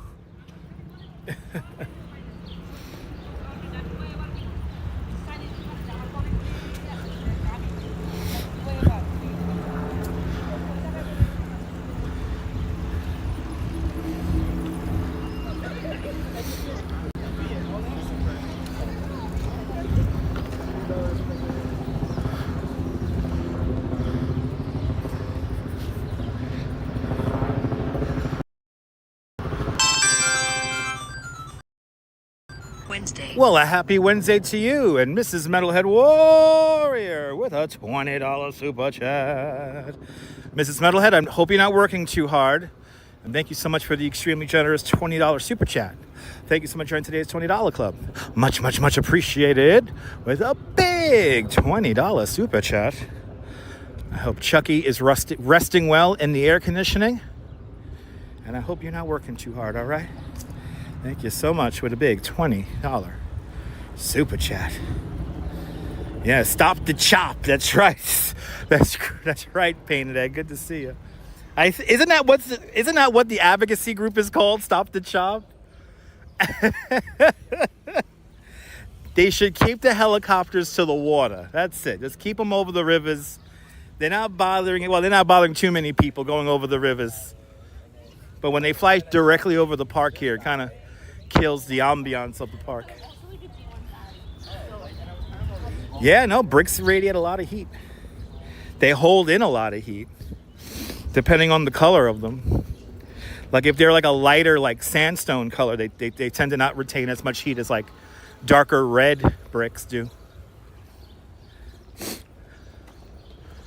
All right.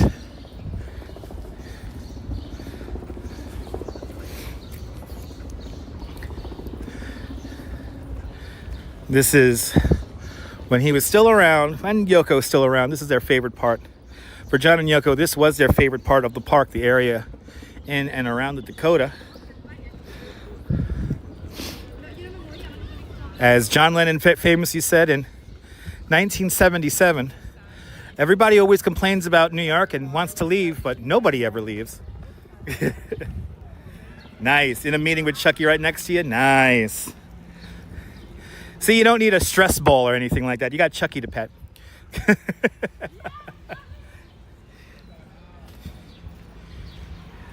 Little guy. Hope Chucky's doing great.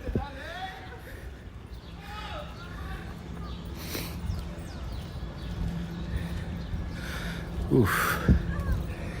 This heat here, boy. This is hot. One of the most famous footbridges here in Central Park is right across the way. That is the bow off in its left. That's the Ramble. If you go to the right, that is Bethesda Terrace. A great view. Good to see you, Strawberry Fields. Welcome on in. Lisa UK girl, welcome back home. Hope you didn't work too hard. Good to see everybody, people. Let's continue on. We gotta go Strawberry Fields. That helicopter is like just hovering right above us. Stop the chop.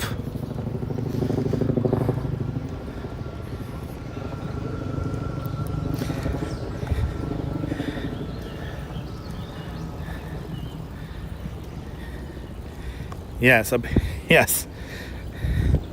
That's how New Yorkers are able to deal with living here in the city. We have earned the right to complain.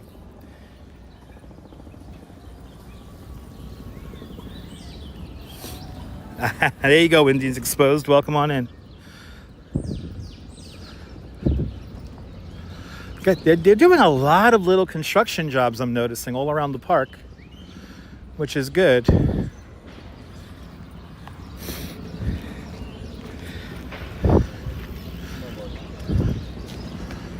All right, so this should be hilarious. So we got the blinking yellow. We just got to kind of go with whenever we could get a little moment. Good to see a Phantom Canuck. Yes, indeed. A great song by the great Christopher Cross. Why are they going through the grass over there. That's so weird. Anyway, here it is. Welcome to Strawberry Fields. In 1983, Yoko Ono was able to acquire this section of Central Park and reshape it in memory of the great John Lennon. This area officially opens up as Strawberry Fields in New York City on John Lennon's birthday, on his 45th birthday, October 9th, 1985. Are we getting ready for the World Cup? Maybe, Chuck. Maybe. Ooh, it's hot. It was really hot right here. Holy cow. Get those fancy egg beaters off my pork. Anyway. Oof. Oof, child.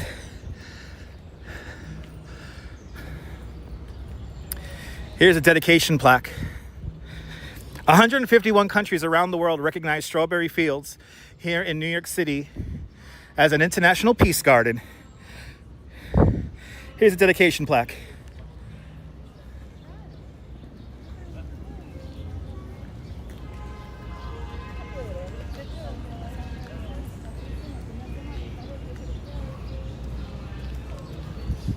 A lot of countries on that list don't even exist anymore, like Yugoslavia. Whew, okay. Coming up next, the centerpiece of Strawberry Fields, and that's the Imagined Mosaic. The Imagined Mosaic is a gift from the city of Naples, Italy, to the city of New York. It's comprised of black and white tiles made from clay from Mount Vesuvius at Pompeii, with the simple word imagine in the background. Norm, thanks for following. I got it. It's all good, Kimmy. Let's enjoy the music and enjoy the Imagined Mosaic. You know, when John Lennon first got assassinated, somebody actually placed a larger-than-life statue of John Lennon right here where the mosaic is today. Yoko did not want anything idolizing John, so they immediately had the statue removed, and now it's in the international airport in Liverpool. So you can still see that statue. But here comes the Imagined Mosaic, everybody.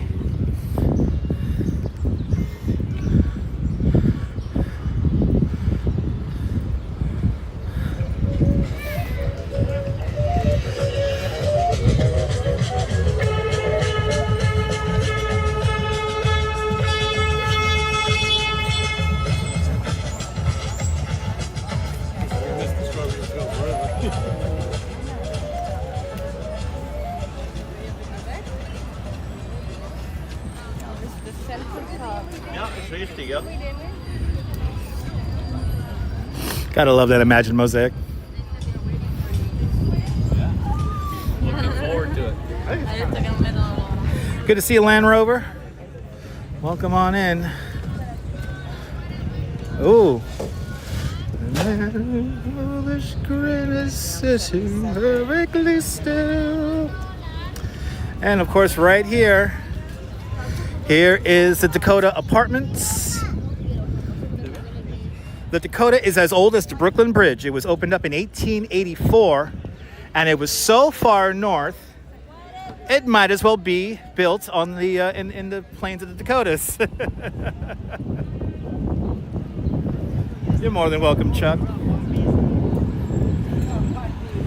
A lot of famous people live in here, or lived in here. Now today, a lot of quiet money lives in there. But Yoko still owns the apartment. Yoko has the 3 of the 4 8th floor apartments. So that's the penthouse floor. So it's everything from the railing to the top. So they have 2 extra levels. Basically, the Dakota comprises of 4 apartments on each floor, focusing on a corner. And only the penthouse level has multiple floors.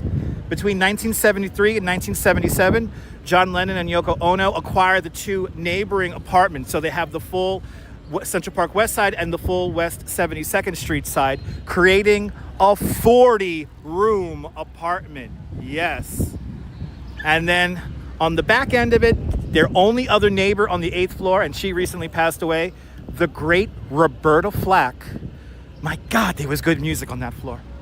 Anyway, we continue on. John loved New York. John loved New York for the one main reason, which was he could walk around the city. Nobody would bother him. He didn't need a security guard. He would just be a regular person. He'd just put a baseball cap on and a pair of sunnies on, and nobody would ever bother them. That's what he loved about New York. And mind you, he lived in New York probably when New York was at its worst.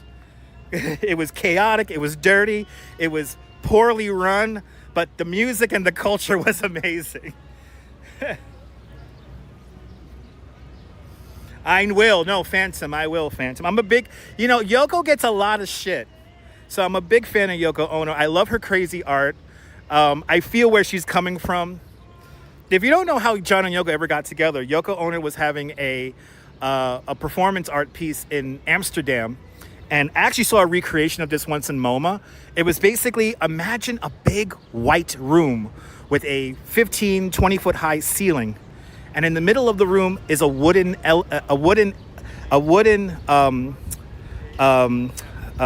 ladder, right? So in the very center of the ceiling, there's a little picture frame, and hanging from the picture frame is a magnifying glass by like a little string, right? So you climb up the ladder all the way to the top of the ladder, you get the magnifying glass, and then there's a little word printed in like typewriter print in the very center of the picture frame, and it says in all capital letters with an exclamation point, "Yes!" And John said that if somebody can make me climb up a ladder and do that, and that's her art, she must be a very interesting or groovy girl. He says something like that. I'm paraphrasing terribly, but it's really cool. But right here on this pathway, back in 2014, this is where I got to meet Yoko. I just completed a walking tour here in the park, and it was a cold March day, and I'm walking down this pathway here to go to my train because I left my guests here at 72nd Street, and I'm like, oh my goodness, it's Yoko. And then Yoko said hi, and then we proceeded to walk down this very pathway in this very direction, and all we talked about was how pretty the park looked with all the snow on the ground. And her security guard was super chill, and we walked, and that's all we talked about. We talked about how like the park was quiet with the snow, and how the birds interact with the trees and the snow, and how how different it is, and she's a very lovely, soft-spoken woman, and I really do treasure like that moment, because I remember at the end of the whole thing, she asked me, it's like, you want to take a picture? And I said, you know what? And I had a brand new iPhone 4.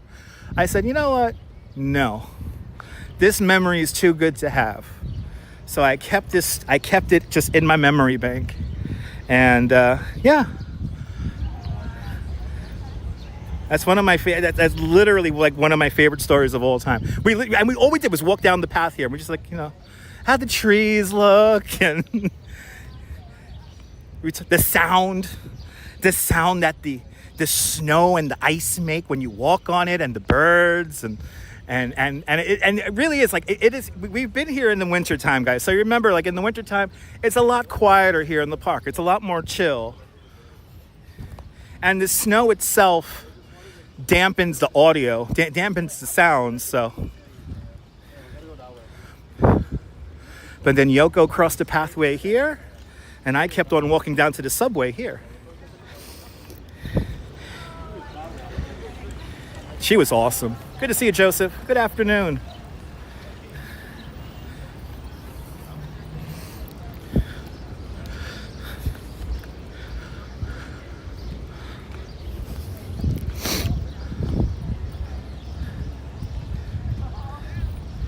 Yeah, it was like during the winter, exactly. I think there was snow on the ground when we did that, yeah. That's the magic of Central Park. I mean, you come here in all the different seasons. Each season has its own vibe, M8R, I love telling that story, because it was one of those things that when I first pulled time, It was one of those things, like one of those real things where it's like you made the right decision. You know, that was like the universe telling me you made the right decision. You may not make the most money. You may not be like the most financially stable, if you will, but it's how your brain reacts to it and how it makes you feel inside. And it's very fulfilling.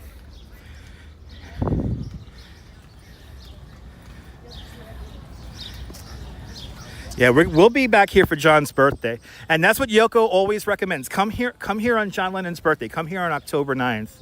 Celebrate his life. I did see that there, Carol. Yes, I did. Chuck Berry was stressing a little bit. Here's a statue to the 7th Regiment for the Civil War. All around Central Park, there's a lot of Civil War statues here because this park was basically built during and then just after the conclusion of the Civil War. I know, Strawberry. Thank you, Strawberry.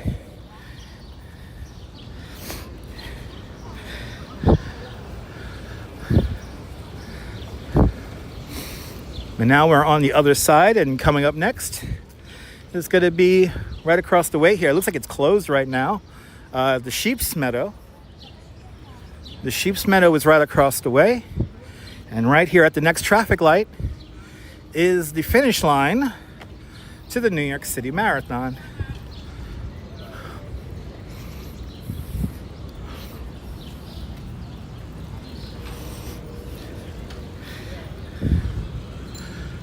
Now I got Fool on the Hill stuck in my head, which is a perfectly good song to get stuck in my head. I love that song.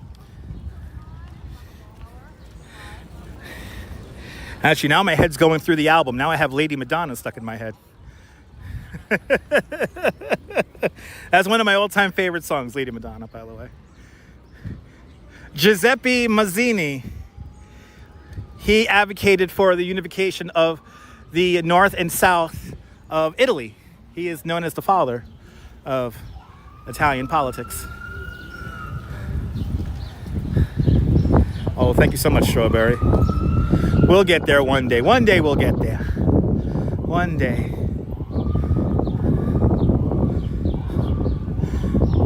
So now right across the way here is Tavern on the Green. This used to be the sheepfold because in the days before lawnmowers across the street, sheep used to cut the lawn. They used to cut the grass. When this section of Central Park first opened up, Frederick Law Olmsted and Calvert Vaux personally selected the sheep so they would match the park perfectly. And the sheep lived here until the mid 1930s, because during the Great Depression, people were actually worried that people were going to kill the sheep and eat them. So the sheep were banished to Prospect Park, where they lived there until the 1950s. But every evening they used to march the sheep across the street here, and they would live here in the sheepfold. Today the sheepfold is an awesome restaurant called Tavern on the Green. And of course, Tavern on the Green used in many movies like Ghostbusters, because the Ghostbusters apartment building is right over there, 55 Central Park West. They actually recreated the top of the building almost in full scale out in Hollywood for the movie. And of course, the only scenes ever filmed here were exterior shots of the building. They actually did not use any of the indoor parts of the building, because the building inside looks completely different than than what they show in the movie. But Zool, everybody. And of course, this whole area is transformed the first Sunday in November for the New York City Marathon. So now it is time for me to show you guys the finish line to the marathon, which is somewhere around here.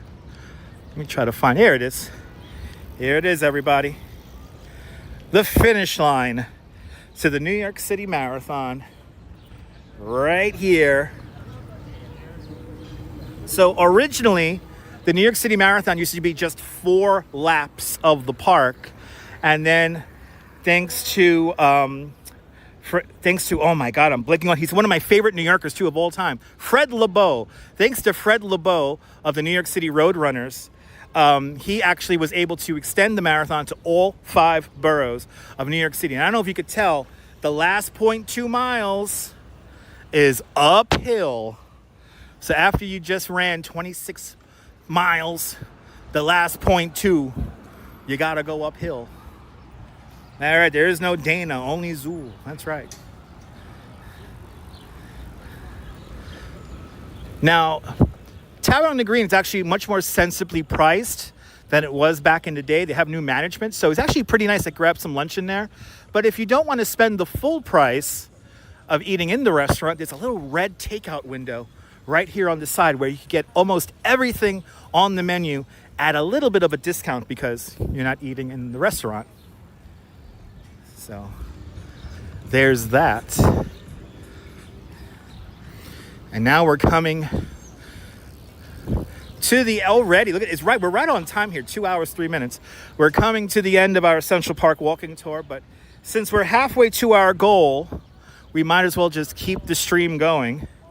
So what we're gonna do next is we're gonna walk down Broadway a little bit and let's see where the road takes us. You out of your cubicle, RJ? Awesome. Good to see you, RJ. You're more than welcome for the stream. Robojax checking in from London. Good to see you, Robojax. Good to see everybody, people.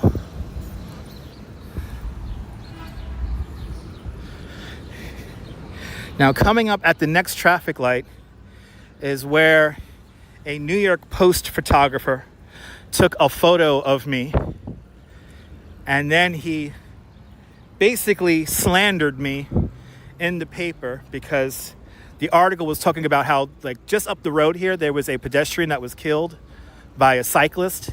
And the day after that happened, all the tabloid photographers came out here to take pictures of the out-of-control cyclists.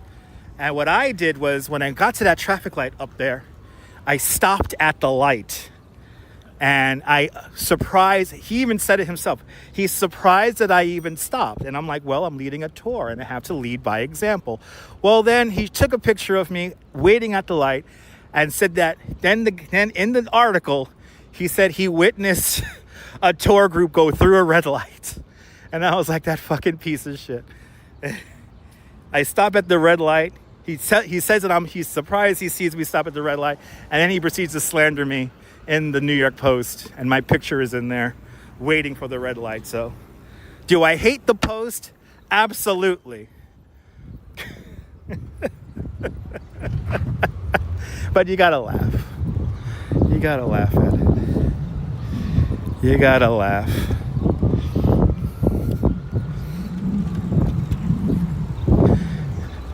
All right, so we're just passing 64th Street now.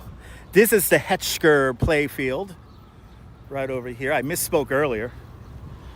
The Rumsey Playfield is over there by City Summer Stage.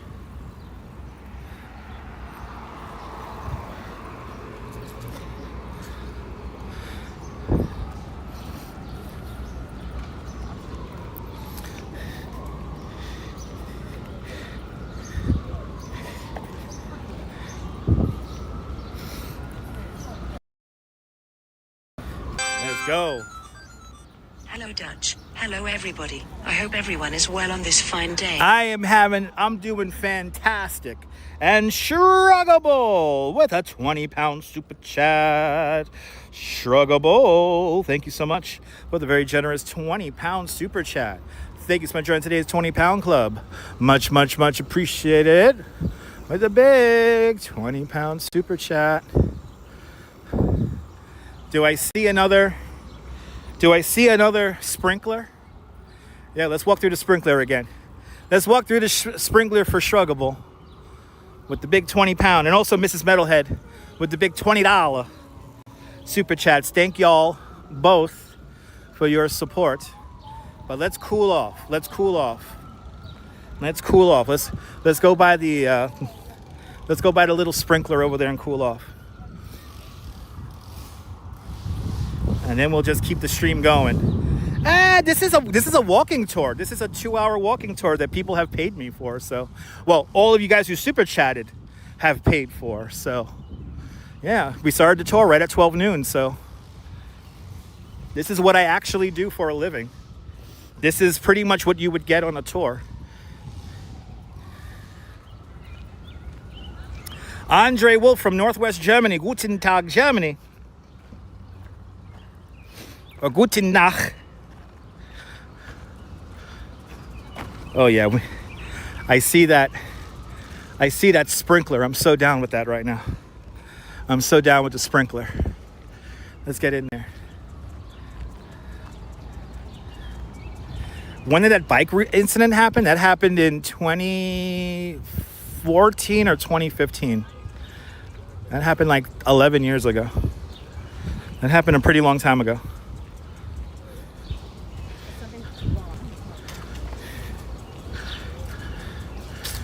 Oh, that looks so inviting.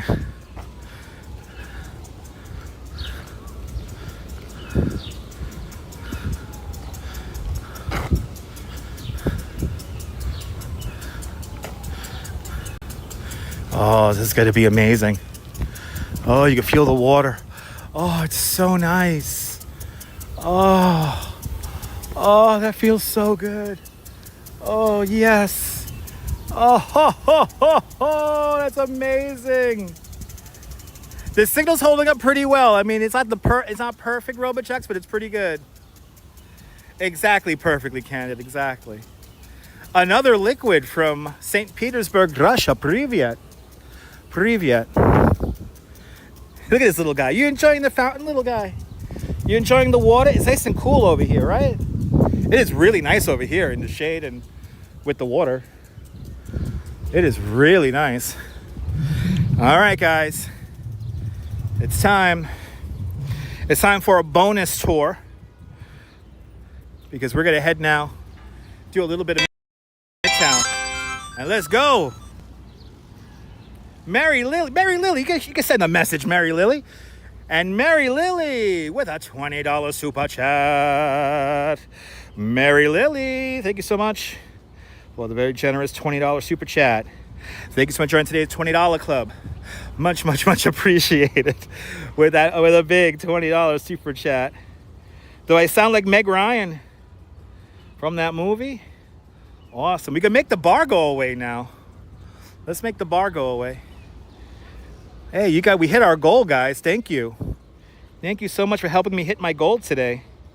I appreciate that, everybody.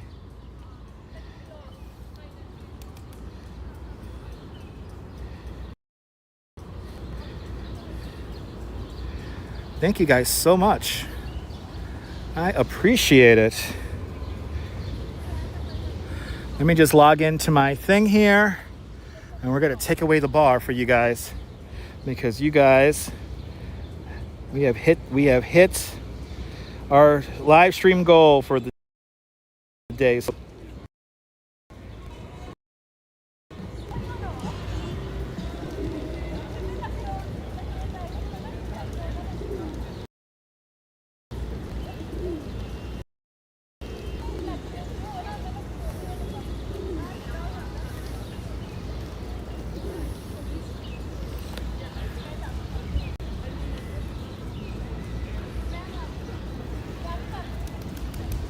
hold on, I forgot to log into my damn Stream Elements. There we go.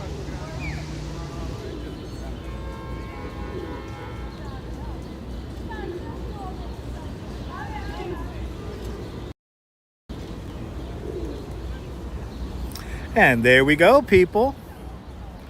There we go. We hit our goal today. Thank you, guys. Thank you so much, Mary Lily, for putting us over the top. No, sprinkler water does hit different on a hot day like today. Good to see you, Jenna. All right, let's get in there one more time. I want to get a little bit more sprinkler time in before we leave the park here. And we'll go into the hot city. We'll go into Broadway here.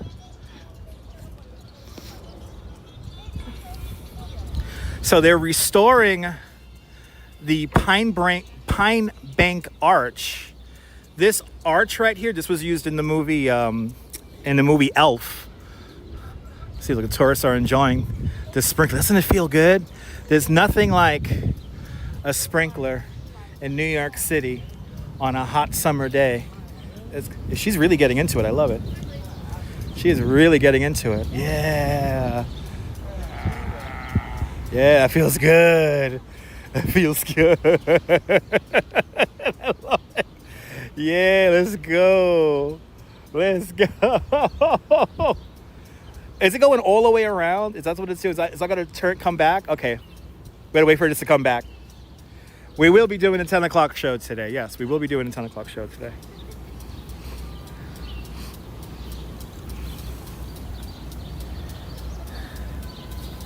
Here it comes. I just want to feel a little bit of this before we gotta head down Broadway, everybody. We're gonna head down Broadway. Oh, that feels good. Oh, let's go. Oh, that felt good. Okay, we're good. Oh, that felt so good. Okay, let's go. It's even cooling off the phone, so. Nothing like a sprinkler on a hot spring day. Oh, that feels so good. Okay, let's, we might as well do some bonus time since we hit our goal. Let's head down Broadway. We'll take Broadway. We'll go through the Petri dish as well. How about that, everyone?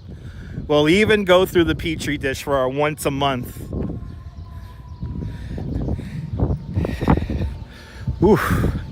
And I will do my best to stay in the shade. Carol, Shruggable, appreciate all you guys. Mary Lily, I hope you're doing well. Thank you so much for putting us over the top. Hey, here's the Gulf and Western building. The Gulf and Western building used to be one of the lightest buildings ever constructed by humans. The Gulf and Western building is so light, it used to sway a lot in the wind. So a lot of the people who worked on the upper floors, they would get seasick because the building would move around so much. So when Gulf and Western left the building, a real estate developer, Donald John Trump, he acquires the building. And they're like, it sways a lot. We got to dampen the swaying. So he hires two architects, one you probably heard of and one you probably never heard of. The guy who does the exterior, his name is Philip Johnson. And Philip Johnson basically added a little bit of gold and these little kind of like wings to the exterior to dampen the sway or the wind load on the building. But then the interior was done by an architect called Costas Kondylis. And Costa Kondylis, he is probably one of the greatest architects in New York that you never heard of. He's designed many apartment complexes and business structures across the city.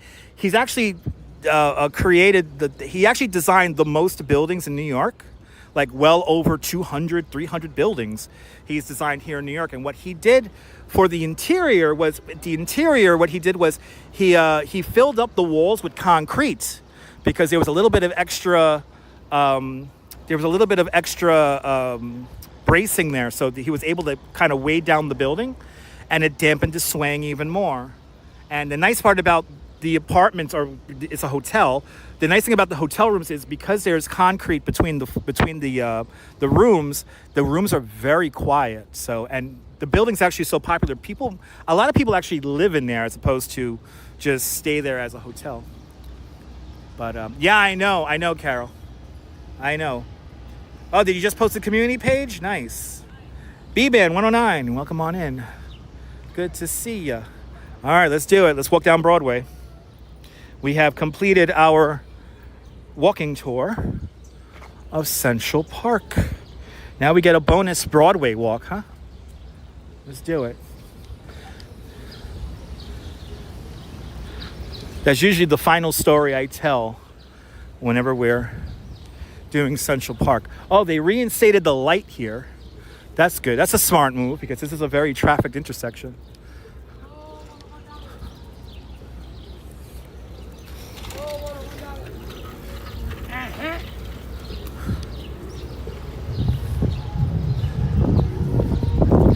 That little bit of water feels so good. You want me to skip the Petri dish? I mean, we could if you want. We could go down 6th Avenue instead. How about that? We'll go down 6th Avenue because I want to end at Macy's. I want to end at Macy's today. Let's go. Into Midtown Manhattan we go.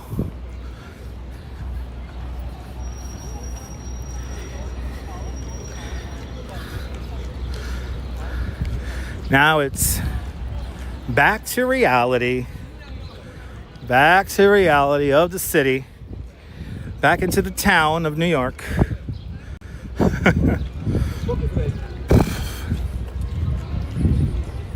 This is Columbus Circle. We entered the park at Grand Army Plaza on the east side, and now we're exiting on the west side here.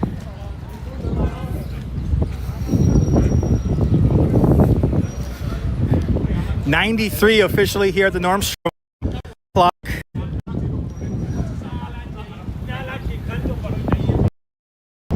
Please have some tasty food when I get home. When I finish the tour. See, that's style right there. See, that's a classic New York style right there. He had the grass hat on and had a nice pink pinstripe suit. Yeah, I have some water in my bag, so don't worry about it, guys. We gotta keep doing the tour. I'm good. I'm very comfortable right now, so especially after jumping in that fountain there. Hey, this is the building where Lonesome Rhodes lived in the movie A Face in the Crowd. This is actually the very last scene where Andy Griffith screams out, "Marsha! Marsha, come back!" 5,000 miles away from home, and I don't even know my name. You know what? Doesn't matter. Because I'm going to be a free man. Gonna be a free man in the morning. Free man in the morning. Free man in the morning. Free man in the morning. And you know the reason why. Now you gotta watch the movie Facing the Crowd.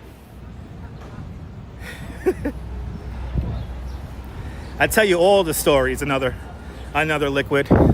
I'm a tour guide. I tell you all the stories.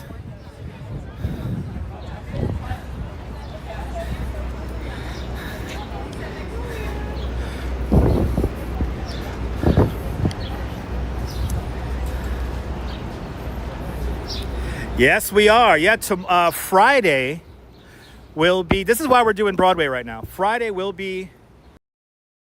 Hey, this is the last taping of the Colbert Show. I have to say, in these last 2 weeks leading up to the final episode, which will be on Friday, Colbert has shown nothing but class and reminds me what a great comedian, what a great actor he is. And I was watching his interview with Jon Stewart from last night on the subway ride up here just now. And yeah, CBS, the Columbia Broadcasting System, y'all done fucked up. Y'all done fucked up. You had a franchise that is greater than any profit margin could ever buy you. And, Colbert's going to become bigger than what the network ever gave him. So, but he's truly, and when you compare him to the people who try to cancel him, yeah, shit's fucked up. The game is rigged, people. Okay? The game is rigged. Anyway. Good to see you, Robert. Is the final episode tomorrow? I thought it was Friday. Is it really tomorrow? Holy shit. That's sad. No, absolutely, Strawberry, that's perfectly said. The definition of integrity. Abso-freaking-lutely. Now, for everybody worrying about the Ed Sullivan Theater, don't worry about it. It is landmarked. But as Stephen Colbert said himself, he did an interview for Architectural Digest just last week. They kind of revamped the whole theater. So it is truly a world-class production facility. So I highly doubt CBS, Skydance, whatever the fuck they call themselves, I highly doubt they're going to give it up because they put a lot of money into really making it a world-class production facility. And it's landmark, so it can't go anywhere. If anything, it's going to become a Broadway show theater. But it has to remain, I think personally, it has to remain a television production facility. It's been that way since the 1940s. So the theater itself is over 100 years old. It was opened up in 1920. Oh no, actually, 1927. It was opened up. Wow, so it's tomorrow. Wow. Okay, so the day before, we're seeing the Colbert. Let's see the energy here outside the old Ed Sullivan Theater. The day before here. Okay, we're gonna have to move around here. All right. It is so hot by the cars. You just got a Lego model of Billionaires Row. That's awesome, dude. That's awesome. Oh, absolutely, Strawberry. Absolutely, Strawberry. Again, Strawberry, it's class, it's dignified, all right? A lot of people who think they could purchase class think they're, and by the way, people who say, oh, Greg Gutfield is like the king of late night. Greg Gutfield is a news program and it's not late night. Cable. So what the fuck are they smoking crack? Greg Gutfield. He's not even funny. He just does character attacks on people. And to me, that's not comedy. Making fun of how people look or how they pray or whatever. It's like, that's not funny. Gawking at people you is not comedy. Not even satire. So, but I realize that the people who like that shit, they're dumb too. So, and I'll just come out and say it. You guys are fucking stunads. So that's fine. Oh, Greg Gutfield. Yeah, Greg Gutfield. What do you got? What are you smoking crack cocaine? Anyway, they're freebasing. Anyway. Today's word for the children, freebasing. Luciero, good to see you, man. Across the street, the Applejack Diner. That's where they came up with the concept for Ain't Gonna Play Sun City. That's where Little Stevie and a whole bunch of other musicians and producers came together. Exactly. No, Jeremy, it's exactly. Right-wing comedy is nothing but character attacks on other people in quotation marks. That's all it is. That's all it is. There's no nuance to it. There's no satire to it. There's no class to it. It's just simple comedy for simple, dumb-minded folks. Exactly. The lowest form of comedy is punching down. So, who was the guy at the inauguration who made fun of Puerto Ricans? That whole line of jokes weren't even remotely funny. That shit was stupid, man. Anyway, here we are. Here it is. Wow, I should come back here tomorrow. Wow. You know, Carol, if I do get the gigantic bucket, I'll probably get it just for the live stream. I'm walking here. Good to see a Knife Clan. Well, here it is, everybody. Wow, how lucky are these people? They're lining up the audience for the penultimate episode of The Late Show with Stephen Colbert. Bruce Springsteen. That's right. A big shout out to Bruce Springsteen leaving Mayor McCheese hanging there. What's his name? Chris Christie. They did. Perfectly candid, they did. But it's true. You know, Jon Stewart was right. Their demographic is like fucking 99-year-old people. Yeah, Audio Slave performed on the marquee. I mean, so much history happened right here. Wow, how lucky are these people? They get to go see The Late Show with Stephen Colbert one last time. I never got to see The Late Show with Stephen Colbert. I only went to come see Letterman here a couple of times. So, but again, the theater is landmarked. The theater itself isn't going to go anywhere. But my God, how lucky are these people? How lucky are these people? I hope they have a great time. And I am gonna miss Colbert too. I'm gonna miss Colbert at this time slot. So, look, I guess I gotta have the whole street closed off here.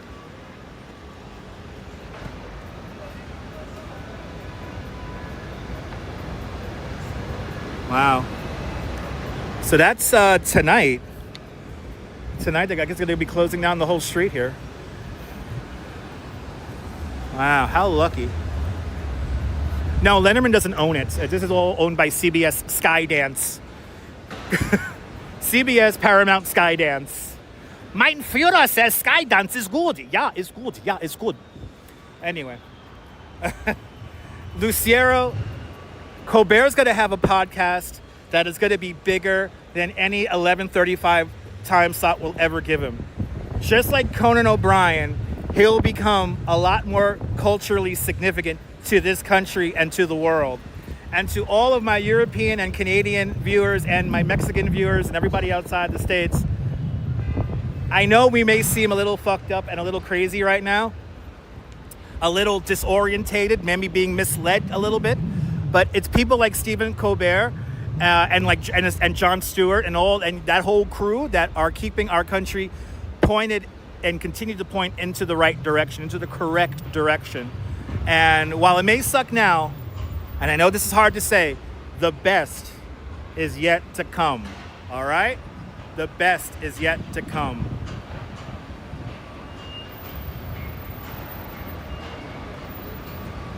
Oh, that's awesome, Karen. That is freaking amazing. I'm being gracious, Rudy. I'm being gracious. I'm trying to be gracious. Oh, how lucky are these people? Oh, my Lord. How lucky are they, man? Am I jealous? A little. But may they enjoy the show. May they have a beautiful show. And, wow. Yeah, let me just drink this in, because this is going to look drastically different probably next time. I have a feeling like they're going to take down all this signage here like the day after.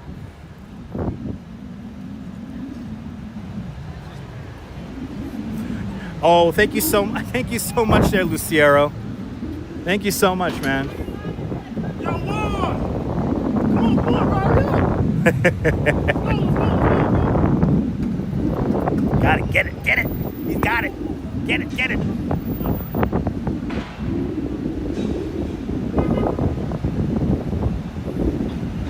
I know perfectly, Candid. Spotted Cow, he's going to come to YouTube. He's going to do a podcast. He's going to come to YouTube. And what's going on here? I hear people cheering. We have somebody famous? Yeah, that's right, Indeed Exposed. The best is yet to come, people. So just hang in there.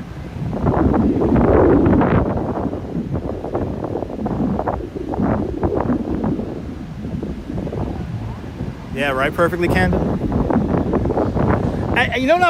The pandemic taught me, or shined the light. Thanks for subscribing and following. The pandemic taught me and showed me how many people are truly just like out for themselves and are selfish. But it's in these times when we learn how many people truly live selfless lives. And I really do appreciate everybody. Y'all know who I'm talking about. So if you believe in equity, if you believe that everybody has a right to be here, due process, all that shit, this country's, for. This is, and Ronald Reagan said this. You could come from any country in the world and still come here and call yourself an American. That's what it's about. The arc of the moral universe is long, but it bends towards justice. Dr. Martin Luther King. That's right. I'm telling you, DJ Dirty, it's going to be huge. He's going to be huge. Yeah, no, it's nice seeing all the clips. You don't need to watch the shows anymore. All right, so we're going to skip Times Square, guys. We're going to go to, let's go to Rockefeller, and then we'll go down 6th Avenue. Thank you, my friend. Thank you to my Canadian friend, Karen J. McLean. What a lucky $7 Canadian super chat. Karen, thank you so much for the very generous $7 Canadian super chat. Thank you so much for joining today's $7 Canadian club. Much, much, much appreciated with a big $7 Canadian super chat. And I appreciate my friends up north, and I believe in Canadian sovereignty. They will not become the 51st state. I will fight for Canada's sovereignty. All right, how about that? I want to keep Canada. I want to keep Canada, Canada. All right? And I love my friends up north. I love my Canadian friends. I appreciate everything Canadian. The Canadian people are so nice. They're such beautiful people. So, always speak truth to power. Sorry about that, Perfectly Candid. It's a fun tour, right, Dylan? Now we're in Midtown, baby. There's as close to Times Square as we're going to get. We're not going to go anywhere closer than that. Because we're going to go to Rockefeller, and then we're going to go down 6th Avenue, and then we're going to go down to but we're going to end at Macy's. Because probably by then, I will have to use the bathroom at Macy's. But as of now, no, I'm sweating everything out, so it's fine. I mean, yeah, that's true. I have no problem becoming Canadian. That's true. If New York State wants to become part of Canada, I'm down with that.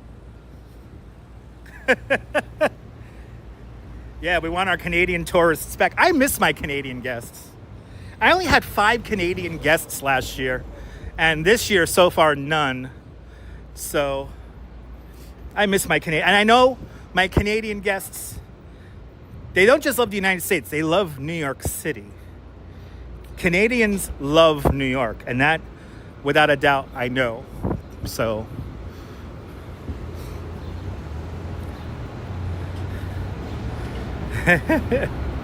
anyway, we're walking over to Rockefeller. Let me check the radar here. It's starting to get dark all of a sudden. We do have a severe thunderstorm warning for the area right now.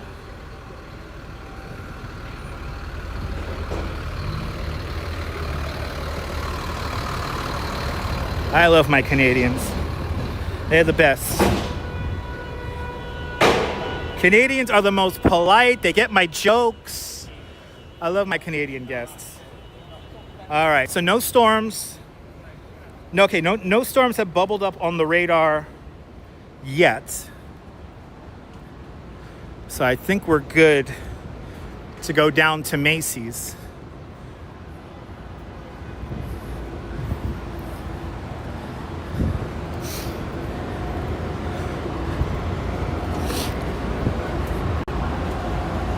That's kind of cool. Little flower car there with little lemons.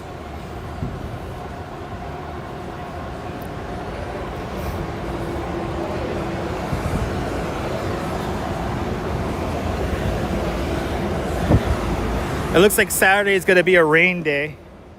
So I think Saturday we'll do some indoor streams.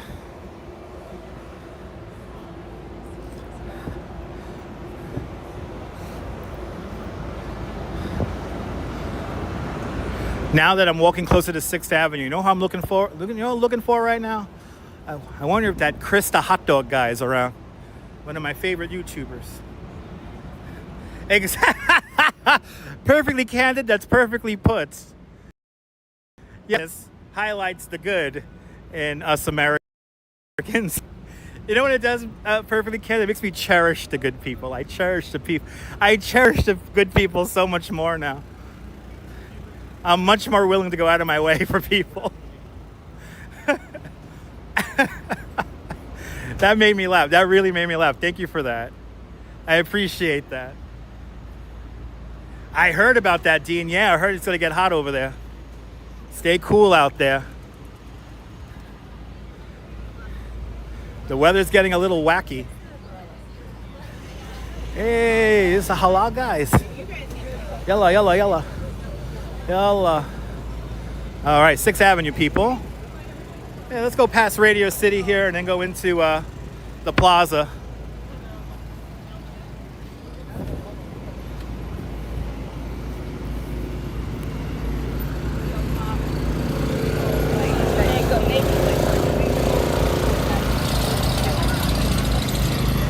All right, 6th Avenue, the Avenue of the Americas.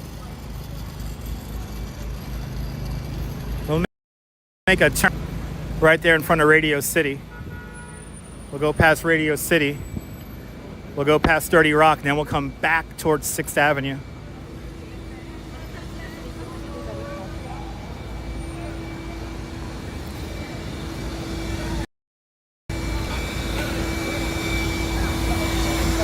Yeah, I know, you may not got mad. Sorry about that.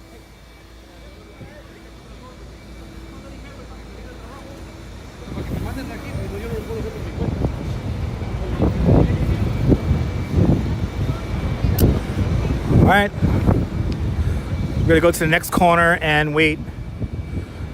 We'll go to the next corner and wait one more light cycle.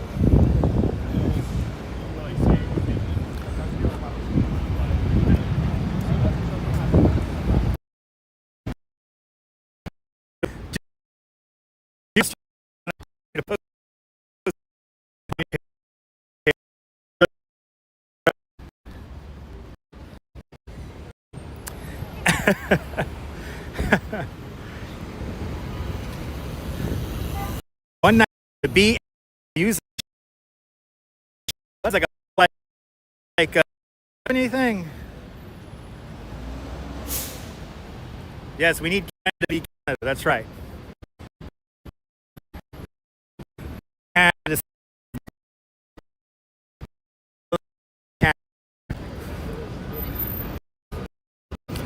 We're gonna. Oh, I forgot. Here, off corner crossing.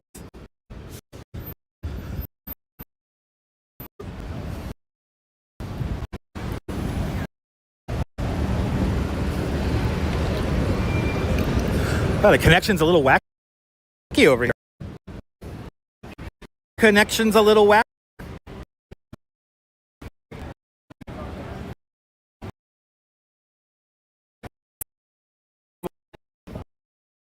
There's connection.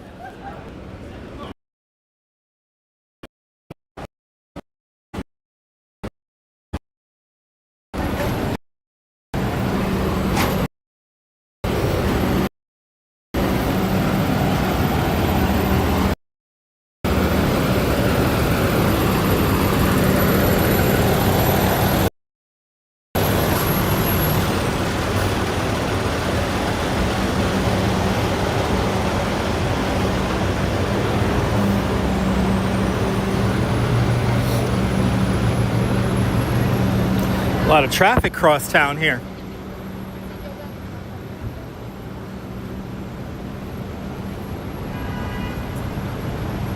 Yeah, is the signal coming back, guys? Let me know if the signal's coming back.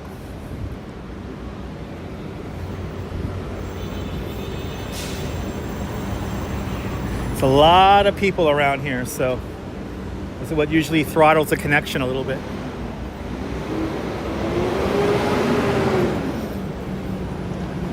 Looks like we're coming back to full strength again.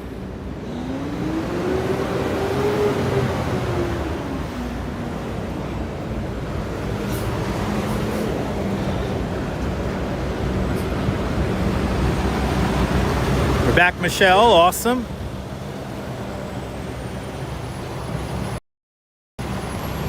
RoboJacks, we're back. That's right, this is Radio City on the other side. Look at this. All right. In true New York fashion, we got the truck blocking the whole shit.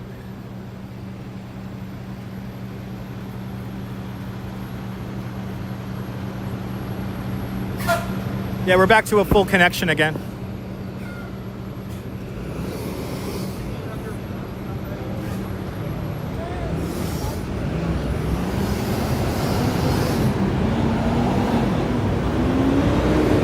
Yeah, all the traffic, all the people.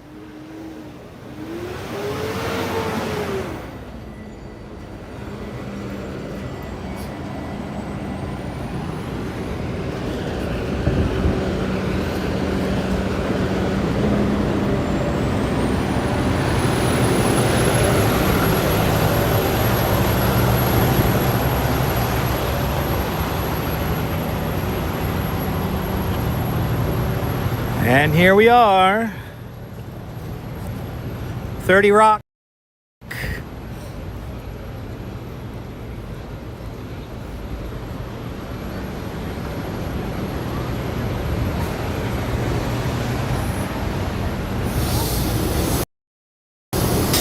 Oh, you're more than welcome, Maria.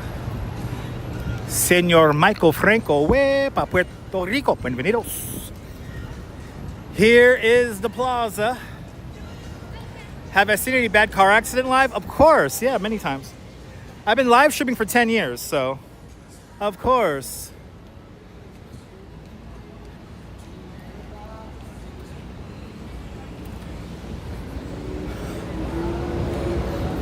Let's see how the little pigeon perches on the flame of knowledge from Prometheus. That's the coolest pigeon. Cool. Cool for Mr.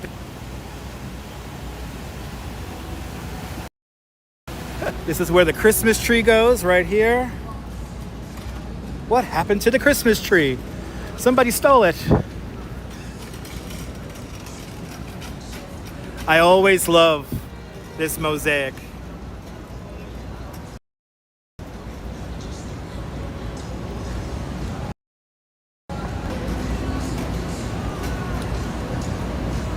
Ain't that the truth? I really do believe that. Some people, they say it's some weird Illuminati thing. I think it's the truth. Wisdom and knowledge will be the stability of thy times. Good to see you, Oleg. Better late than never. Well, we're going to go down to, we've done our loop of Central Park. Now we're going to head down to Macy's. That'll be our final stop for today. And then after that, I need to get something to eat. I'm hungry.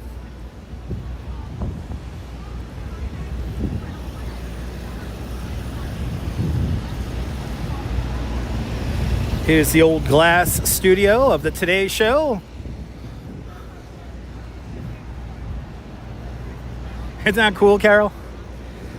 The pigeon was perching on top of the flame of knowledge. So that statue depicts Prometheus stealing the flame of knowledge.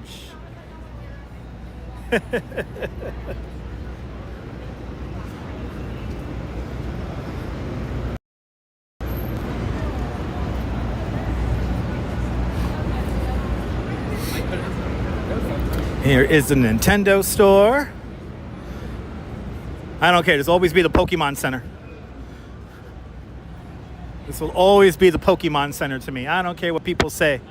And if you look at the doors on this Nintendo store here, it still has the Pokeballs on it.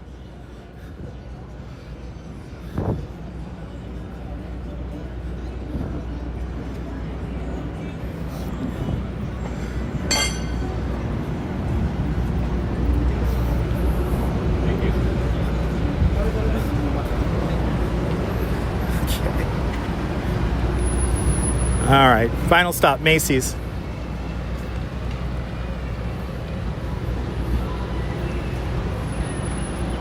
I could feel the air conditioning coming out. Oh, stand in that awkward space.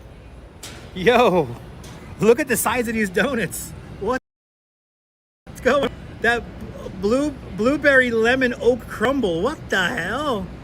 Yo, I'm down with that. Oh man, I want that.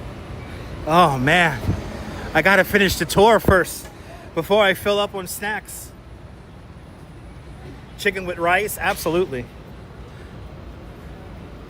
Chicken with rice with lots of sauce. Well, that's that white sauce, that tahini sauce.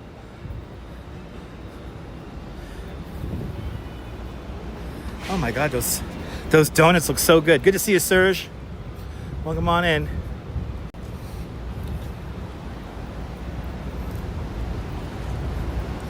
At 10 o'clock coming up and it's still daylight in Finland. Damn. Land of the midnight sun, right?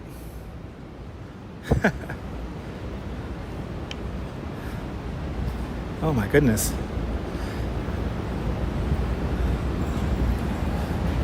Yeah, I'm definitely picking up a donut on my way home. Oh, I got that coupon today. I could get a half dozen donuts for $4. I think I'm going to do that. Give me a half dozen donuts to bring home.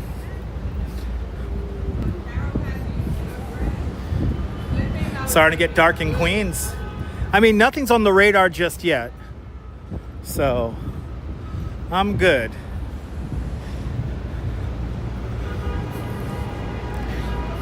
But you could definitely feel the humidity and heat in the air.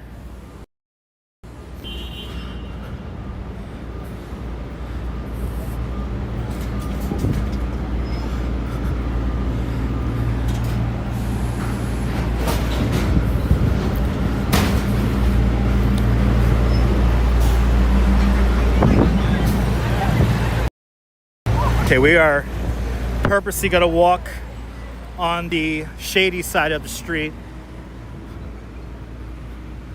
Okay, who's gonna hit me first? Is it gonna be this guy or is it gonna be this guy? Who's gonna hit me first? All right.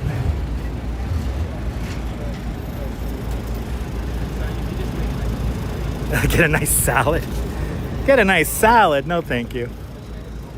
I want to live. Well, maybe a Caesar salad might be nice. Actually, come to think of it, that might be actually nice and refreshing.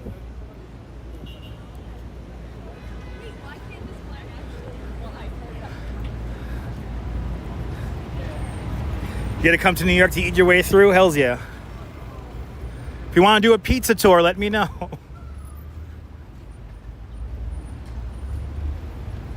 Yeah, Nightbot's probably part of the establishment.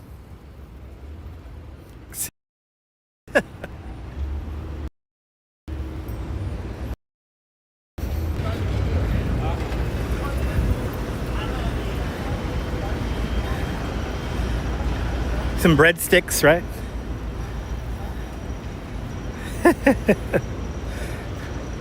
All right, where's the Trax NYC guy? Is he giving out gold bullion on one of these corners? I always want to see the Trax NYC guy whenever I come around here. Where's my money? I like that guy. Get a slushie? Ah. I'm going to get something on the way home. I don't know what. Something, probably, you know when they got coffee slushies at Dunkin'? I might get a coffee slushie from Dunkin'. So it has both coffee and slush.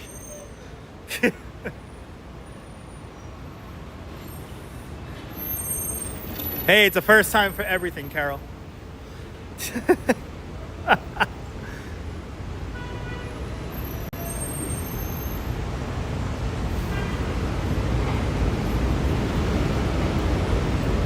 It's just such a tease feeling the air conditioning coming out of the buildings.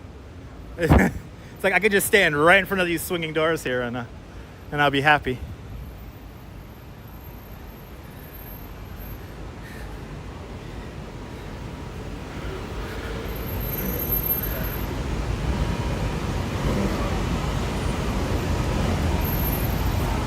For all my Norwegians out there, here is the building that Norway purchased. This guy right here.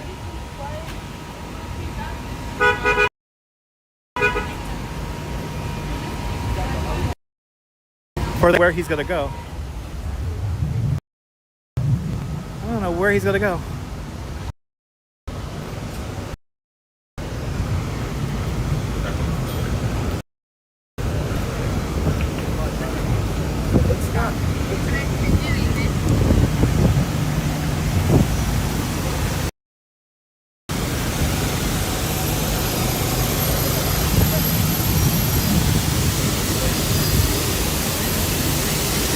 Oh man, that steam is not fun.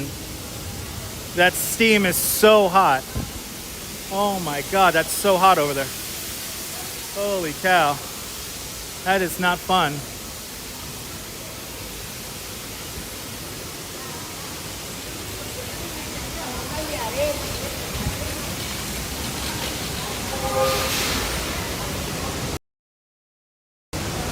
(1177) Avenue of the Americas.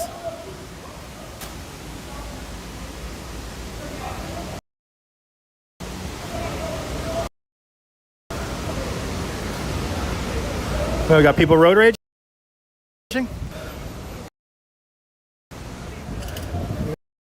Got people. Oh no. My packages.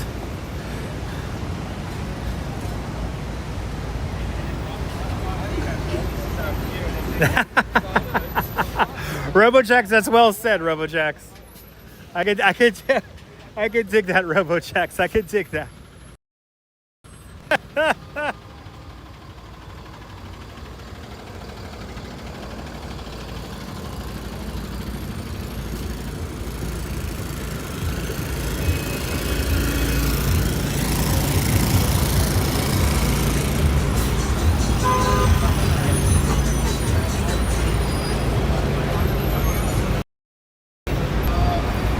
As you can see the clouds. Yeah. Oh, this is one of my favorite things. I don't. Body in. Oh, he's gonna be like, "Are you gonna move the truck?" Right as he's gonna begin to offload it. I love it. I love it. It's a very New York moment.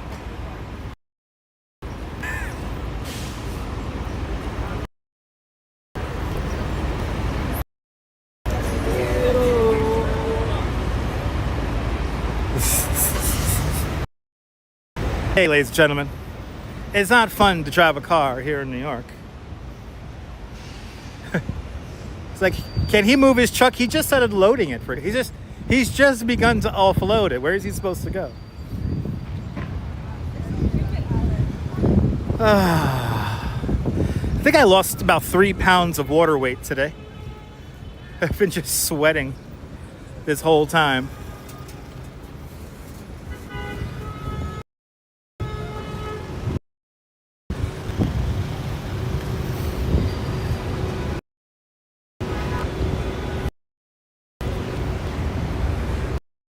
Wow, in 3 hours.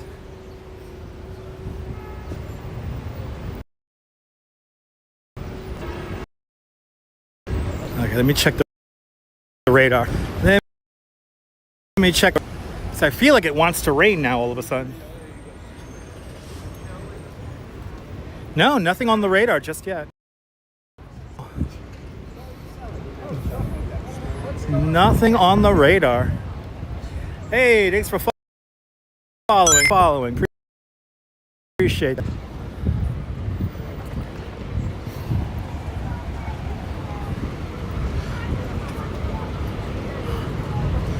All right, coming up to 42nd Street.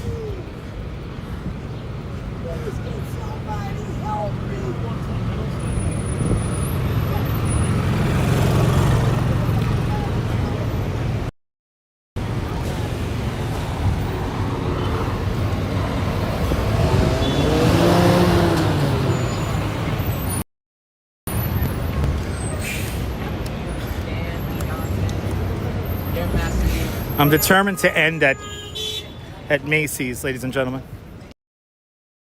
Empire State Building, blocked by some ugly building with 22 apartments in it. Now officially a petition deconstruct 275th Avenue. I don't know if you guys heard about it.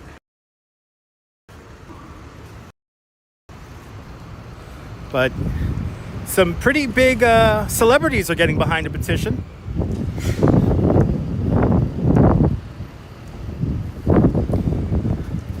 Now, I forgot the movie director. I'm trying to remember his name and I can't remember it.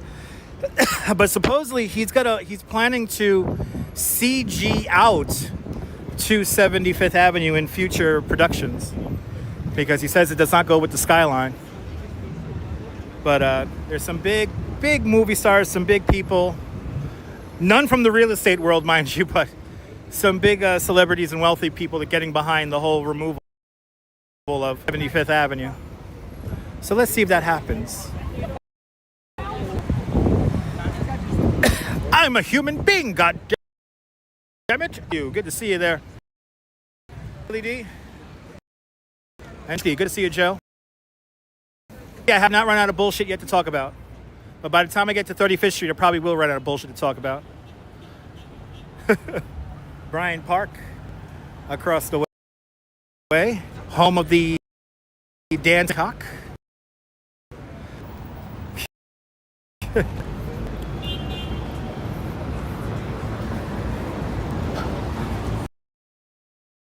Sorry about that. Not in control of the cell phone connection.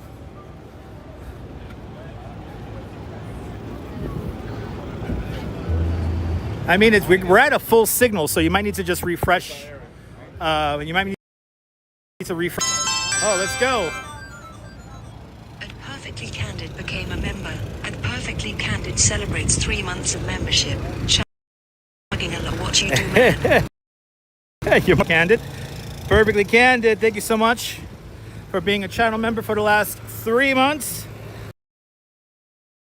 Thanks, faith in me as a content creator. And thank you so much. One of us. One of us. One of us, people. One of us. Yes, I am. Hey. Yeah, it's hot out here. It's what, 93? So that means the real feel is probably pushing 97, 99 with all the car exhaust and everything. So everything's overheated. The equipment's overheated. The cell phone connections are overheated. Everything's overheated today. So we just got to have to.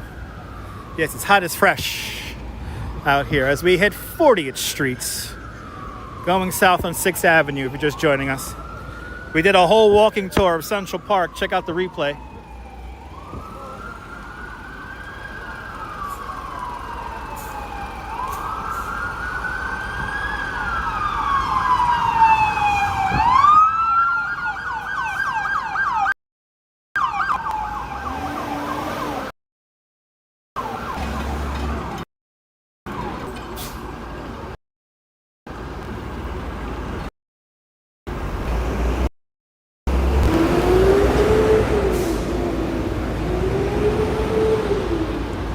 See? You went through the headlights.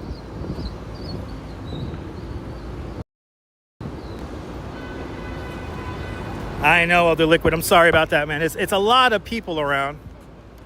So the cell network is a little crushed. But I mean, we are putting out at the moment, we're putting out a full signal. Change periodically. Wah, wah.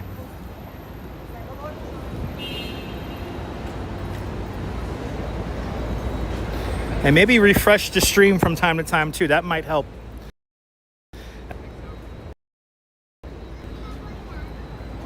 But I mean, everything, you know, there's not a doubt in my mind, like all the equipment being hot is like adding to it. So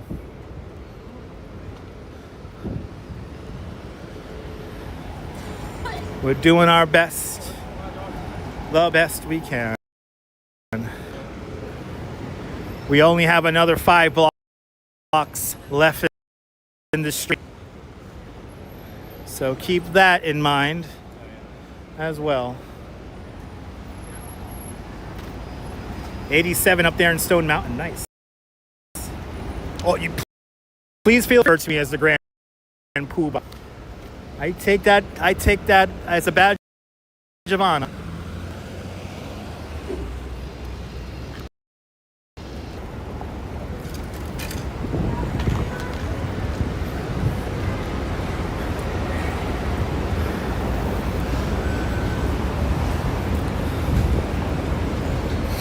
Tomorrow's going to be in the 60s, so might as well enjoy this heat now.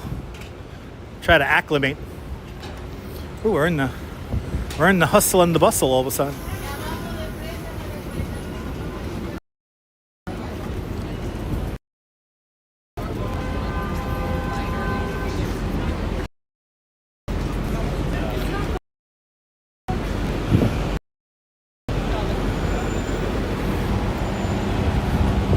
Okay, dropped to 720. It's a bit better. Okay. Yeah, I don't know why it's so messed up. We are putting out a full signal at the moment, so we are well above the threshold, but there could be like interference and stuff. And plus, again, the phone is no doubt really hot right now. The phone is probably the closest it could get to overheating without like shutting off.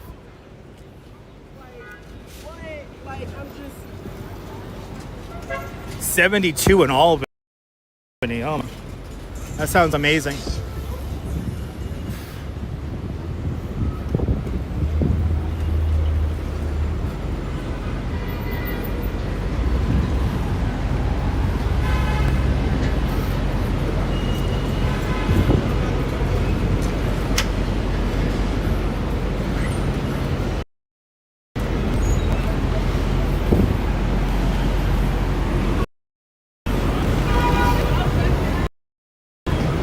But don't forget, join me tonight for the 10 o'clock news.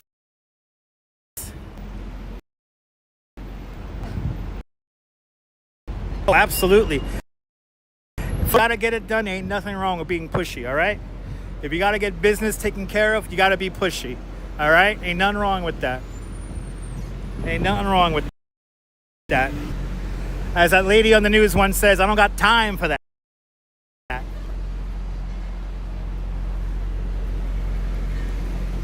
I ain't got time for that.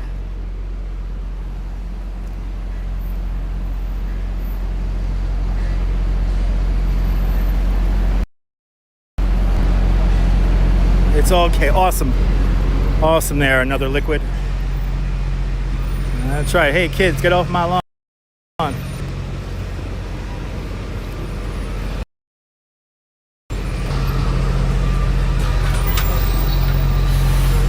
Dylan, you're more than welcome. 2 more blocks to go. Sharing long.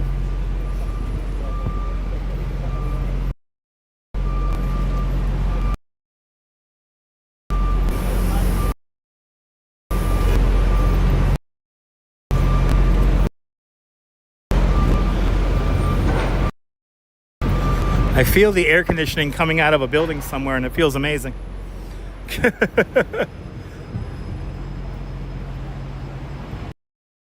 Grounds here? Oh yeah.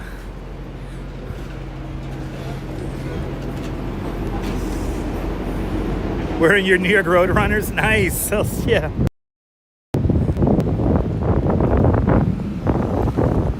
And we'll go over here.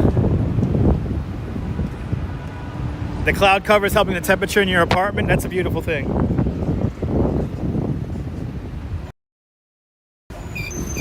Shout out to the New York Road Runners, by the way.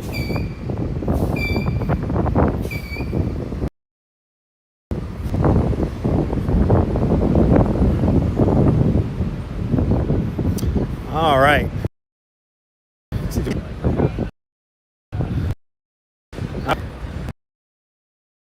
We shall join Broadway and the new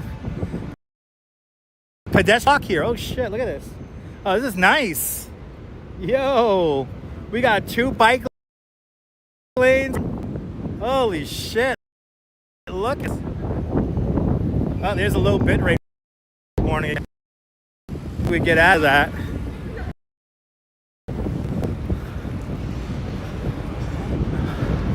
And we have made it. We have made it to Macy's, ladies and gentlemen. Made it to Macy's.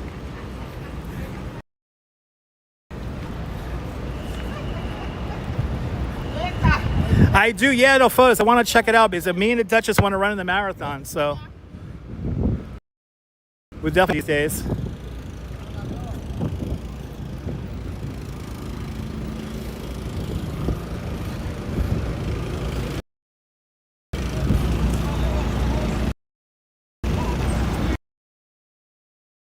Oh, Will's driving that American.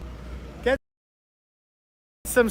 Will's drinking the and the nice wine. It's a beautiful thing. Cheers, Wilbs. Enjoy. If you can't sleep at 3 o'clock in the morning, please join me for our 10 o'clock news show here in New York. Well, we'll break down all the news of the day. Well, all the news that's fit to print. Scary news stories. We try to only keep it focused on happy stories. Oh my goodness. Oh my goodness. People, we did it.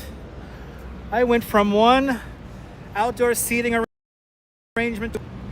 Oh, that feels good. Oh, thank God. Yeah, me too, DJ Dirty, me too. It's here because I could end my stream right here and hang out with all of you guys. Well, let's do a big...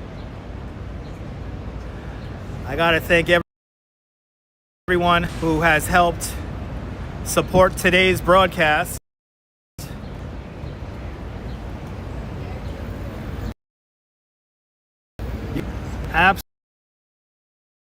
Absolute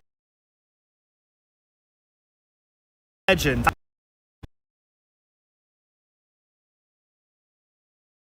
I am tired, but I gotta thank for the last 3 months. Thank you so much, Perfectly Candid, for having her. Karen, $7 Canadian. Thank you so much, Karen J. McLean. Mary Lily. Thank you so much. Oh, actually, are we in a shit connection here? Are we in a crap connection? Well, I might have to move. We might need to do the big goodbye somewhere else. Are we that laggy? Oh, yeah, we are. Oh, my Lord. We are. Okay. Wow, it does feel good when I stop. All right, I think we could press 3. Karen J. McLean with the very generous $6 Canadian super chat. Mary Lily so much with the big $20 American.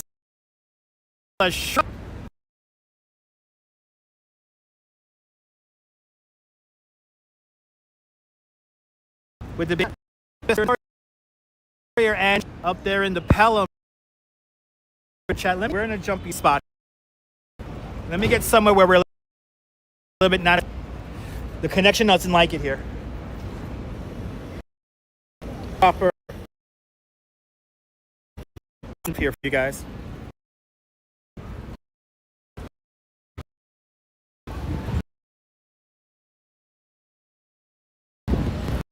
Okay, let's head back across the street over here. Maybe it's better here.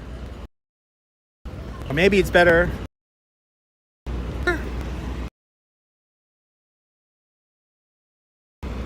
Let's go across. Wow, the hates me. Oh, let's go across the street.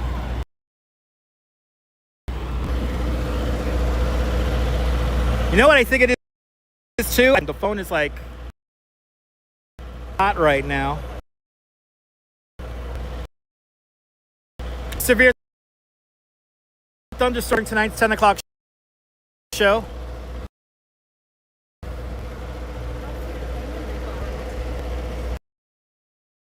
Wacky over here.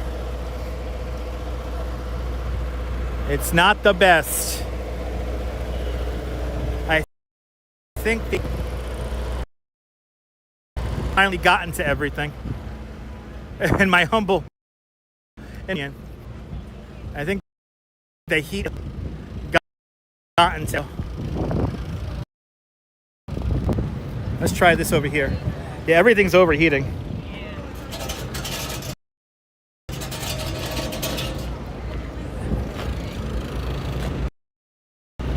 All right, let's try this.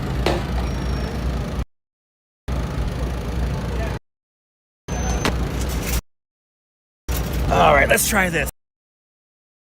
Phone is gonna burst. 79. All right, it's a little bit better. Bring it out here. I think the phone's gonna blow up. Let's go down the list.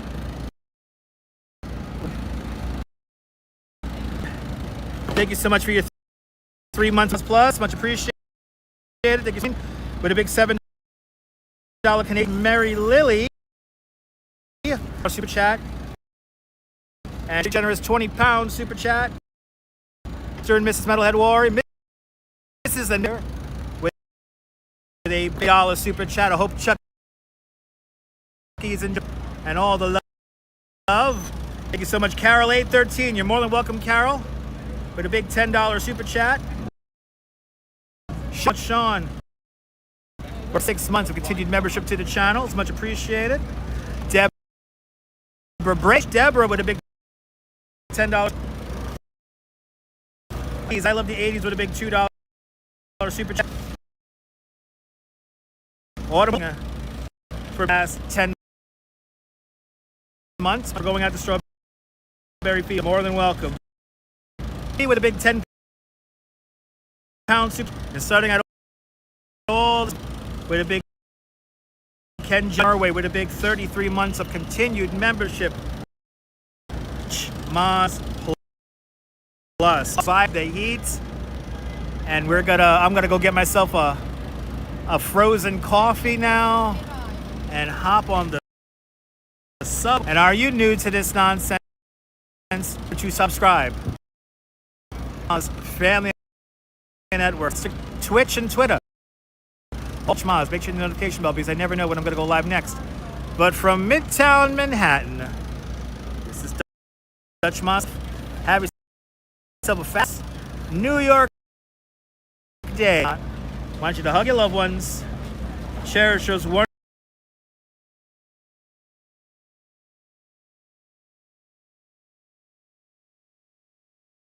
wonderful flesh.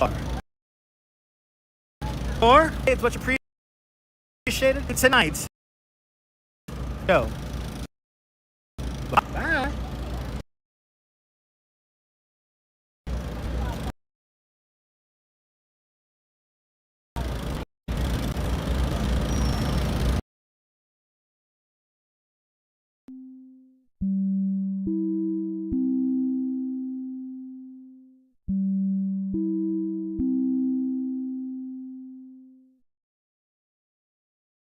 Su nombre, José Liberato.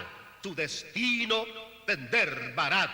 Desde su liberatocóptero, don José observa cada movimiento para que usted siempre lleve lo mejor. Rétenos mamá macana, arroz canilla, aceite mazola, habichuelas goya, gallinas enteras y muchísimos más. ¡Don Liberato!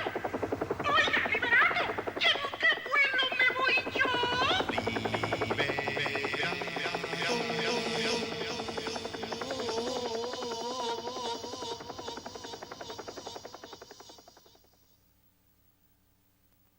Crazy Eddie's greatest TV and video sale ever. Get a video recorder, color TV, large screen TV, video camera, even an audio video component system. Get it all on sale now during Crazy Eddie's greatest TV and video sale ever. Remember, we are not undersold. We will not be undersold. We cannot be undersold, and we mean it. So get anything and everything in TV and video. Get it now during Crazy Eddie's greatest TV and video sale ever. Crazy Eddie, his prices are insane.